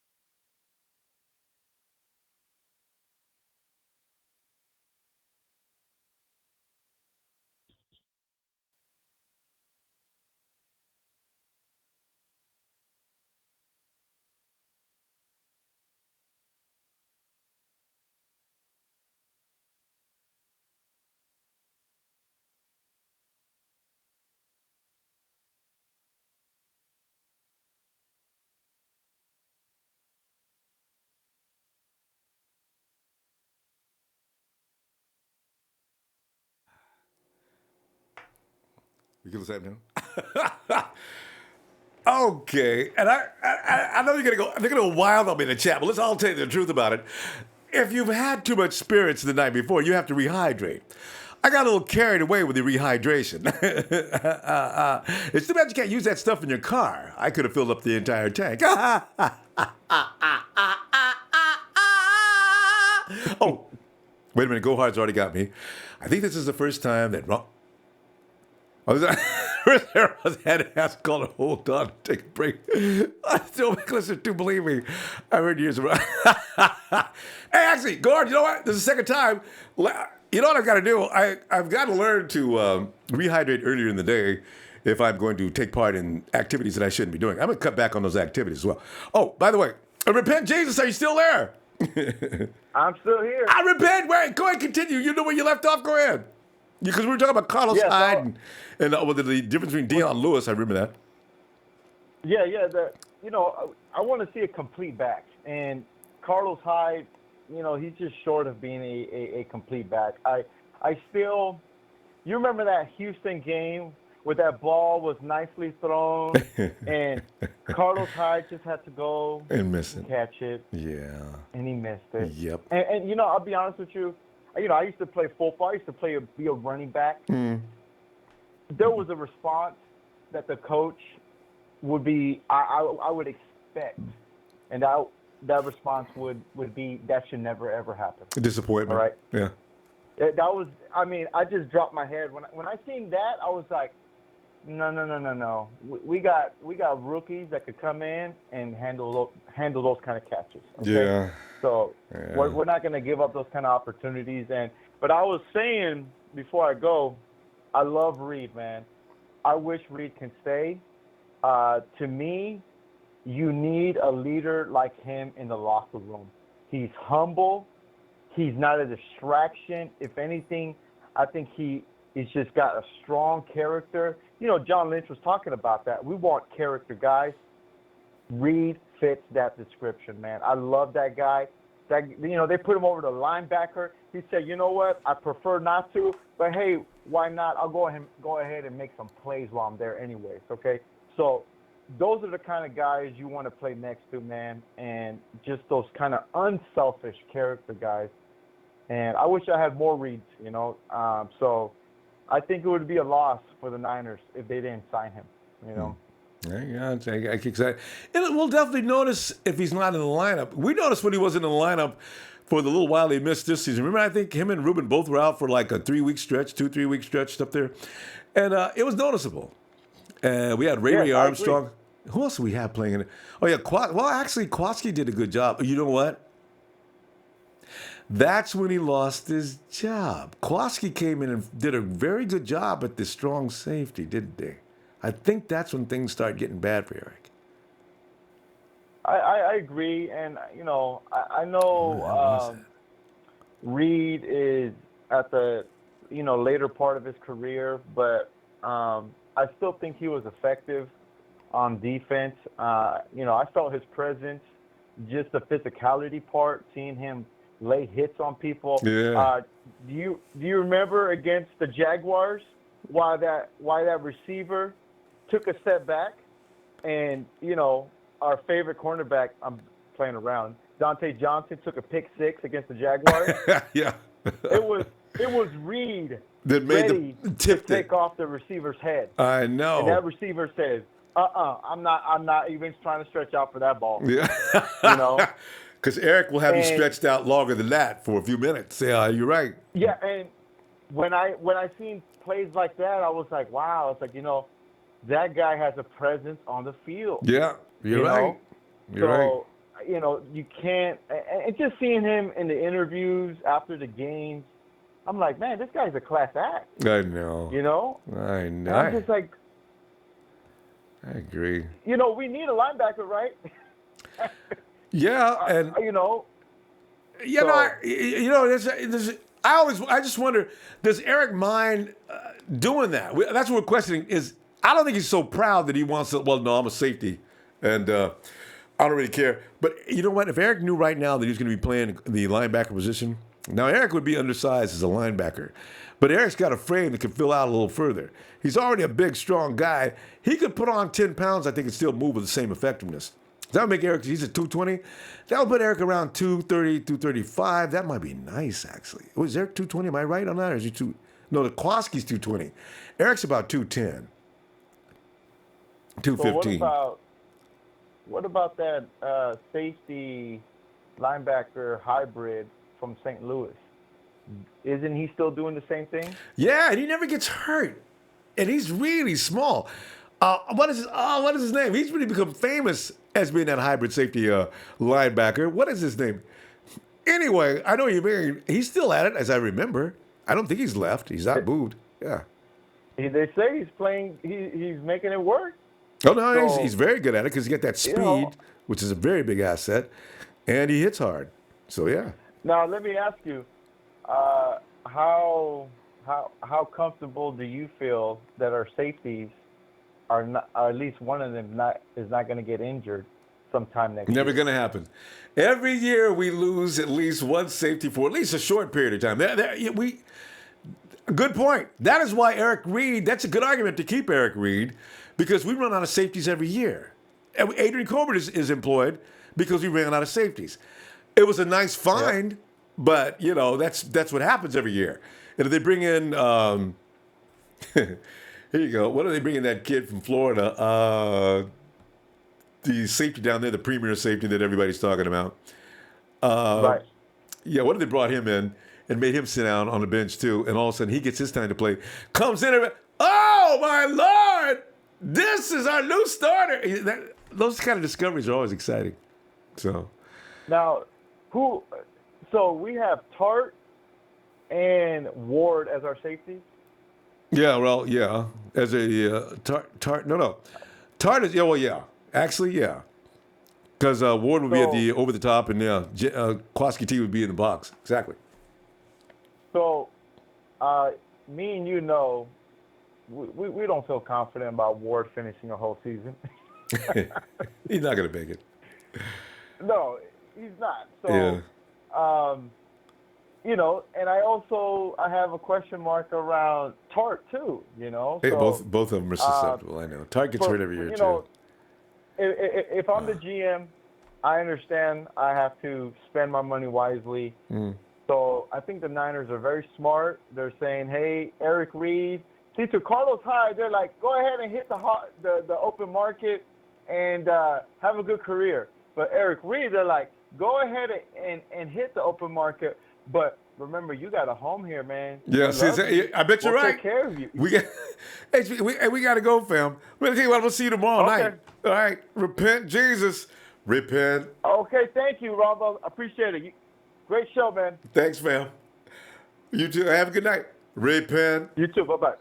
All repent. The world is about to win. Repent. I got to go down to Powell. I'm down to Powell Street tomorrow. It pays to be a little bit insane in this world, because those who are sane are suffering. Why? Because they're watching everybody else has lost their mind. Chris, what's up? What's up, Ronbo? Chris, man, I tell you, I'm concerned about Eric Reid and Carlos Hyde. Well, actually, I should just say Eric Reid, because if I say Carlos Hyde, I'm in the minority. Well, listen, Chris, how do you feel about Carlos Hyde? Would you like to see him back on this football team? Personally, I would. Oh, you would? I would. I think Carlos got it great. All right. I know, I'm gonna get some heat, but yeah, I'll defend you the know guy. this, right? Now, okay, but the thing is, you've heard all the knocks and you've heard all the beats on Carlos. Does that sway your thinking, though? You know what? I have faith in the guy. I feel like that fool can actually increase his production. I really think he could come back and maybe surpass the 1,000-yard line rushing. Yeah, I really do. I really think he has what it takes. I mean, but it's probably just me. But no, I think it's a few, because you figure he wants to play so bad with the 49ers. He may come back. He might have done well. Well, wait. Chris, it's Chris. Yeah, I have an announcement to make. Anybody wants a Brian Hoyer jersey? Who's that? One Civic SIFE. He has a Brian Hoyer jersey that he would like to sell. Okay, let's go. Come on, you know you made that up. Nobody did. Brian Hoyer's jersey even hit the market? It did. Okay, but anyway, Chris, go ahead. It did, man. Yeah, it did. That shit did hit. Yeah, that's comical. You can't get rid of that anyway. You can sell that for 39 cents. All right. Anyway, okay, we go back to it was. Straight, you're stupid over there. That's what I'm saying. Nigga out here acting stupid in a month. Hey man. Yes, Trez. Oh, I already told you, man. Don't just get yourself away from this situation, man. Trez. Do we catch Trez? He was getting involved in something down there. Trez, you okay? Okay, let's get back to Chris. We'll get back to Trez in a minute and see how that develops. Anyway, Chris. Okay, that's funny, man. I know. Huh?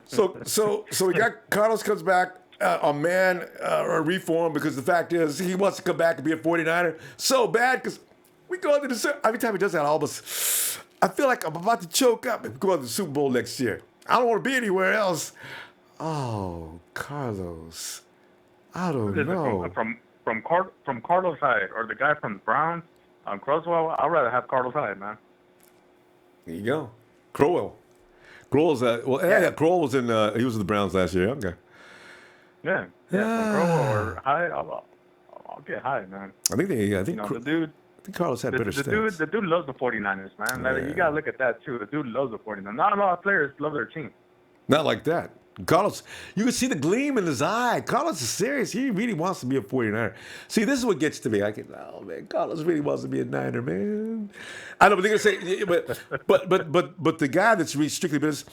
Listen, you want every crybaby that can't play football to be on your football team. How far do you think you're gonna go?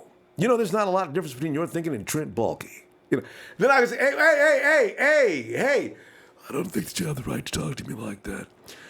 If I think Carlos Hyde's a good football player, I'm going to put him on my team. I don't care what anybody says. I've got faith in him. Besides that, he's taking a lesser contract this year than anybody else on the team. That shows you his dedication and his will to win. Yeah, hey, Trent, tell us the truth. You can't find anybody else, can you? What do you mean, though? Yeah. But see, but you know, John Lynch knows they can go out and get another running back, and that's why Carlos is in trouble, because he almost had to have a perfect year in order to stay on this team. And just like somebody just pointed out a minute ago about, I was reading online, that drop in Houston, I think that's what did it. I really do think that did it, because I think Kyle was pissed. That's what sealed the deal. That was a clean touchdown. It was nothing but daylight and green, and you could see the band playing in the end zone. Carlos! Everybody sing Carlos! Oh! He missed it! You know, and that did it. Yeah, and Shanahan was pissed. I could see he was pissed. But anyway. You know, we all know his scheme is it has to do with two running backs. So we get rid of him, they're gonna have to draft a running back, maybe in the second or third round. I think Matt Breida's gonna hold on to that. I think Matt Breida's gonna compete for the alternate back. Yeah, most likely. But if they get rid of Carlos Hyde, they're only gonna have Matt Breida and Monster, right? Yeah. And then, you got Joe Williams. Yeah. They're gonna see what Joe Williams is worth. Oh, that's right. Yeah, I forgot about Joe. I forgot about Joe. Yeah. So. Yeah. So as far as Eric Reid goes, I mean, I said, damn, man. Everything points that they're not gonna re-sign him. Yeah.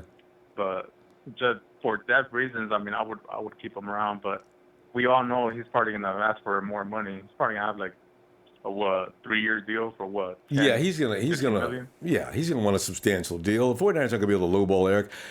Eric may even you know what? I think the 49ers go get really bad with him. He may just quit. I don't know. Maybe. I don't know. It's really hard to say. How do you feel about those rumors to get Derwin James? Do you know who that is? That's what I was trying to remember. That's what I was trying to talk about a minute ago. Derwin, what? You've heard a rumor about Derwin James? Because he's going to be coming out of Florida, but he's going to be top 20, top 15, top 20, I think, because he's solid. Yeah, he's a top 15, top 10 pick. Yeah.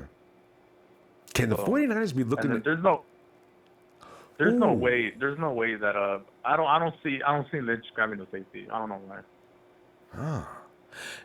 You know what though, Chris? You may have hit upon... If they let Eric Reid walk, they really may have their sights set on... See, because I figured if they let Carlos go, they're looking at a running back that they know they can get. And from what you just said about rumors, or there's something out there that says that Derwin James is on the 49ers menu, that makes all the sense in the world. Because you bring Derwin James in, you've taken care of his position at a lower price, and maybe it's effective. We don't know. Got to see Derwin, but he's a monster in Florida. I don't know why he'd stop being a monster in San Francisco. This all makes sense. You can see this puzzle and picture all starting to fit together, you know? So, yeah. Yes. Yeah, and there's no way they're getting Fitzpatrick. You know, he's a top 5 pick. So, yeah. You know, Cleveland Browns are getting him. Yeah, for sure. Well, the Browns only have 2 first-round picks now. That they have a chance to get Barkley. They can pick they can pick Darnold. They can pick a Rosen. They probably should do that in the first round. At least somebody should go talk to them. Rosen don't want to go, bro. Rosen don't want to play with the Browns. And can you see it now at draft night? No, please, no. Yeah, I can see it. And the Cleveland Browns with the first pick, Josh Rosen. Rosen's sitting in the back of the room. What? Oh, no, I quit. I don't want to play. I'm not doing it. And he goes home, gets in his car, and leaves. I'm never playing football again. Oh. Hey, what do you think, man? What do you think? Do you think that makes sense? You know, getting Derwin James, let him compete. It does. And it does. It makes a lot. What are they going to do with Jimmy Ward, though? That's the thing. Are they going to move him to cornerback? See, you know what? People have said it, but I think Jimmy Ward might actually be traded on draft night. Ooh. You know, that would be something. You see, and then you pick up Derwin. You got rid of Jimmy's contract. You got a couple of draft picks, or draft pick, whatever. You now got Derwin James. You put him in the box. You've already got, and I think Adrian Colbert. I think Lynch loves that kid. So Adrian Colbert competes with whomever at the over-the-top safety. He's just a little raw, but he's a little training. Adrian Colbert could be a badass at that spot. And Adrian's got the flexibility where you might be able to train him to be a cornerback. He can fill in for both, right? So I got a feeling the 49ers are looking at all their youngsters and manipulating them in their own minds. And they're thinking, what we can do with this kid, we can do with this kid. Let's get rid of this contract, save some money, get rid of this contract, let these guys walk. We work around this because we've got the pieces right where we need them. What are we going to do for leadership? We don't worry about leadership. I'll come in and lead them. I can just see John Lynch saying something like that, You know, I don't doubt that Derwin James is a beast because I've seen a couple of footage. But I mean, like as a fan, it makes you wonder, right? Like, okay, in the 2017 draft, you had a chance to draft somebody like Malik Hooker or Jamal Adams. Last year, yeah. Yeah. So, and you went after. I'm not saying that Solomon Thomas was the buzz because I mean, it's too early. He's gonna have he's gonna have a good second year. I have a feeling. Yeah. So. Makes you wonder though, like, okay, these 2 safeties that went in the, what was it, like the top 10? Yeah. 15? Malik. Yeah, okay, you had a chance to pick somebody like him. Yeah. But you passed on them. Now you're looking to draft a safety. Yeah. I don't know. You know what? Malik did bomb out. Yeah. The other guy in New York did quite well, actually. Yeah. So you never know with safeties. That's a tough position. Injuries. It is. But I mean, I just don't see Eric Reid coming back. Yeah, he's gonna ask for too much money. Yeah, I kind of, and he should. This is the last chance at a payday. He's at that age now. He's got to have this payday. He can't just be clowning around the 49ers for an indefinite period of time. He's got to go out and fix his future, or else he's got to go. I'd say the 49ers are banking on that too. They know he's going to go that route because he's got no choice. Anyway, it does. Chris, I'm gonna. Go ahead, Chris. Finish that up. Chris, all right. All right, man. All right, I'll let you go. See you. Yeah, okay. I'll see you tomorrow night. Okay. All right, man. I'll see you tomorrow, man. All right, bro. Yeah, you take it easy, bro. You too, Chris. Okay. So therefore, I guess. Ronbo, Yo, Ronbo, look, I apologize, Ronbo. I had a heated discussion going on at the time, and that's what happened when it come unmuted on its own. We enjoyed that for a few seconds. Calling my name. I enjoyed that for a couple of seconds. I said, well, we should be listening to Chris. It sounds like he's not happy at this moment. Let's go ahead and we got out. Yeah. I guess it all worked out okay now. I appreciate that, Ronbo. Yeah, that sucks, man. But anyway, Trez, I hope it works out. We've all had our moments. Yeah. Good. Trez, I don't know you, Trez. If anybody's got control of that situation, you do. So there you go. All right, Trez. All right, Ronbo. Have a good one. You too, fam. All right. So with that said, I'm going to go ahead and close shop. Pull the curtain in there a little tight. All right. Hey, fam, let's tell you what. It's Monday night. Oh, sorry. I also forgot about class. What are you doing, Chef? Travis Merlot says, is our first and second picks defense, and our third should be running back, and we question mark. And we're done. All right. Hey, you know what? Somebody said Kyle Shanahan was going to have his year. I mean, last year they make it seem as if defense was all about John Lynch and the choices he wanted made. So, and you know what? I'm still thinking we're gonna be sitting there watching the draft on draft night, right? And we're thinking like they're gonna do something probably kind of sensible, but we'll like it, And also we're sitting there and you hear the guys over there. It looks like the guys over there to do the draft. It's not beyond belief. Saquon Barkley unbelievably has fallen out of the top 8. The 49ers won the toss during the combine. They've got the 9th pick. What? And they just look at each other. What are you going to do? Saquon Barkley's sitting right there. You put him together with Jimmy G. Your backfield is probably now going to get really solid. You got your workhorse. You got your franchise quarterback. Do you pass on him and go for another position? Or what do you do? And the announcer says, frankly, you know what I would do? I would take, last year we watched Ezekiel Elliott go to the Cowboys, and we thought that was stupid, right? And they had an incredible year, right? So I'm going to go ahead and go for Saquon.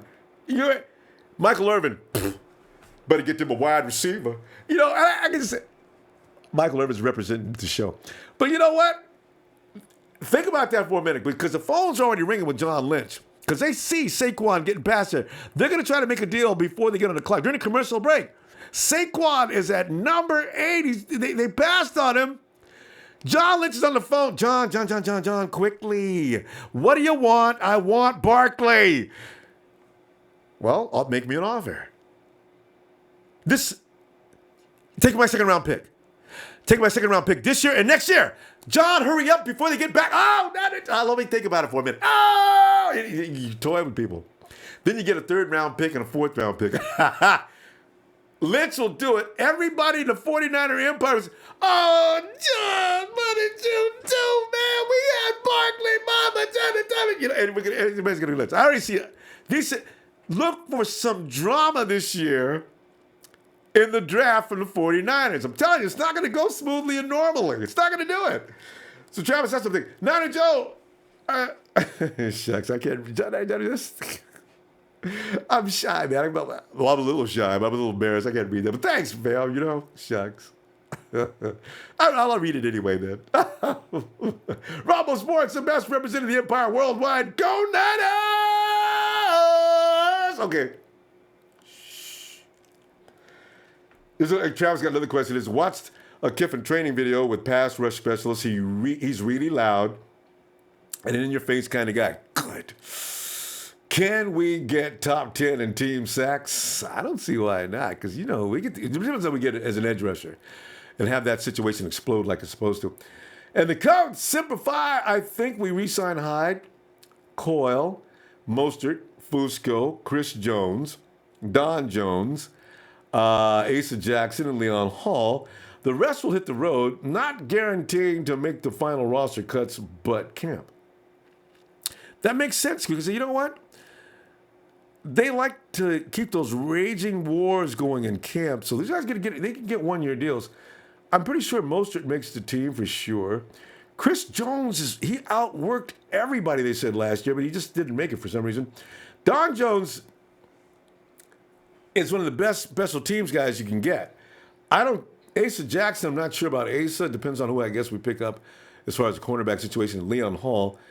They can be in camp, and they you know what? It's a courtesy, I guess, because they came in and helped us out when we needed their help. So you got to give them another shot. That makes sense, Coach.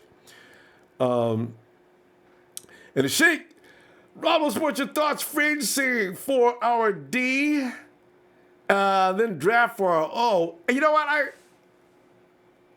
I like that idea. Not today. I might do that on a weekly show.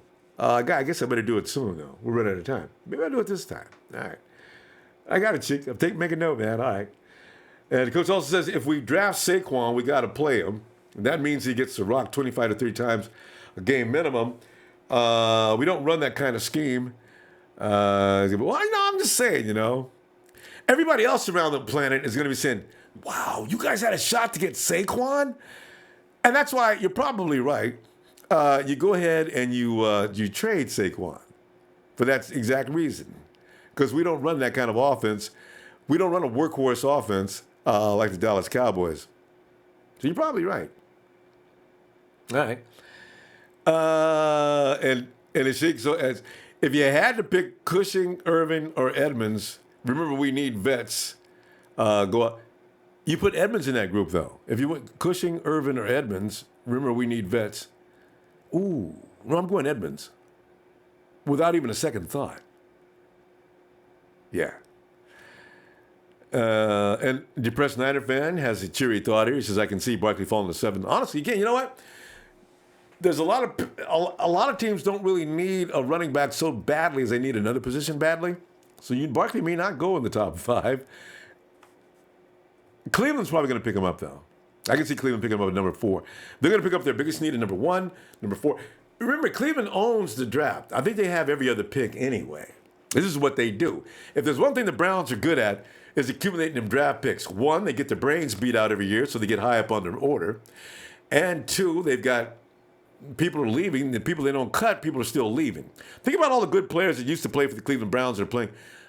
K'Wan Williams, our best slot corner, used to be a Cleveland Brown. Taylor Gabriel over in Atlanta had a great year. It's one of the best offensive units in the NFL. Used to be a Cleveland Brown, I don't know who's running the Browns, but they're not running them. So, the Browns. And look for it. Who's going to be traded by probably before is, I don't think that Garrett liked playing with Cleveland. They don't make a good taco in that area to begin with. Remember, you had to think about tacos. This is why I didn't want to leave Texas. Because there's a particular taco shop that he couldn't find. Cleveland's not a place that would sell tacos. You want a good cut of steak or something like that, I can see that being in Cleveland. But tacos, probably not. Or not a large selection, put it that way. In Cali, boy, Texas, come on, Texas. You ain't got no better Mexican food than we got, man. Don't be talking like that. I've had Tex-Mex, and it's not as good as Cali. Serious. Are we done here? Hey, fam, I'll be looking for you tomorrow night. Monday Night Raw. Yeah. Wait, did I miss something? Oh. In fact, since he's not here, let me do the Sheik. Don't forget to hit that like. I don't know what's wrong with me today. I'm still feeling from last night's good time. This is why I'm rehydrating all day. And remember to rehydrate. I just don't do 2 to 3 hour programs, but rehydrate. It's very important. I'm trying to help you, okay? All right, there you go. I'm trying to take them. All right. We got to go, fam.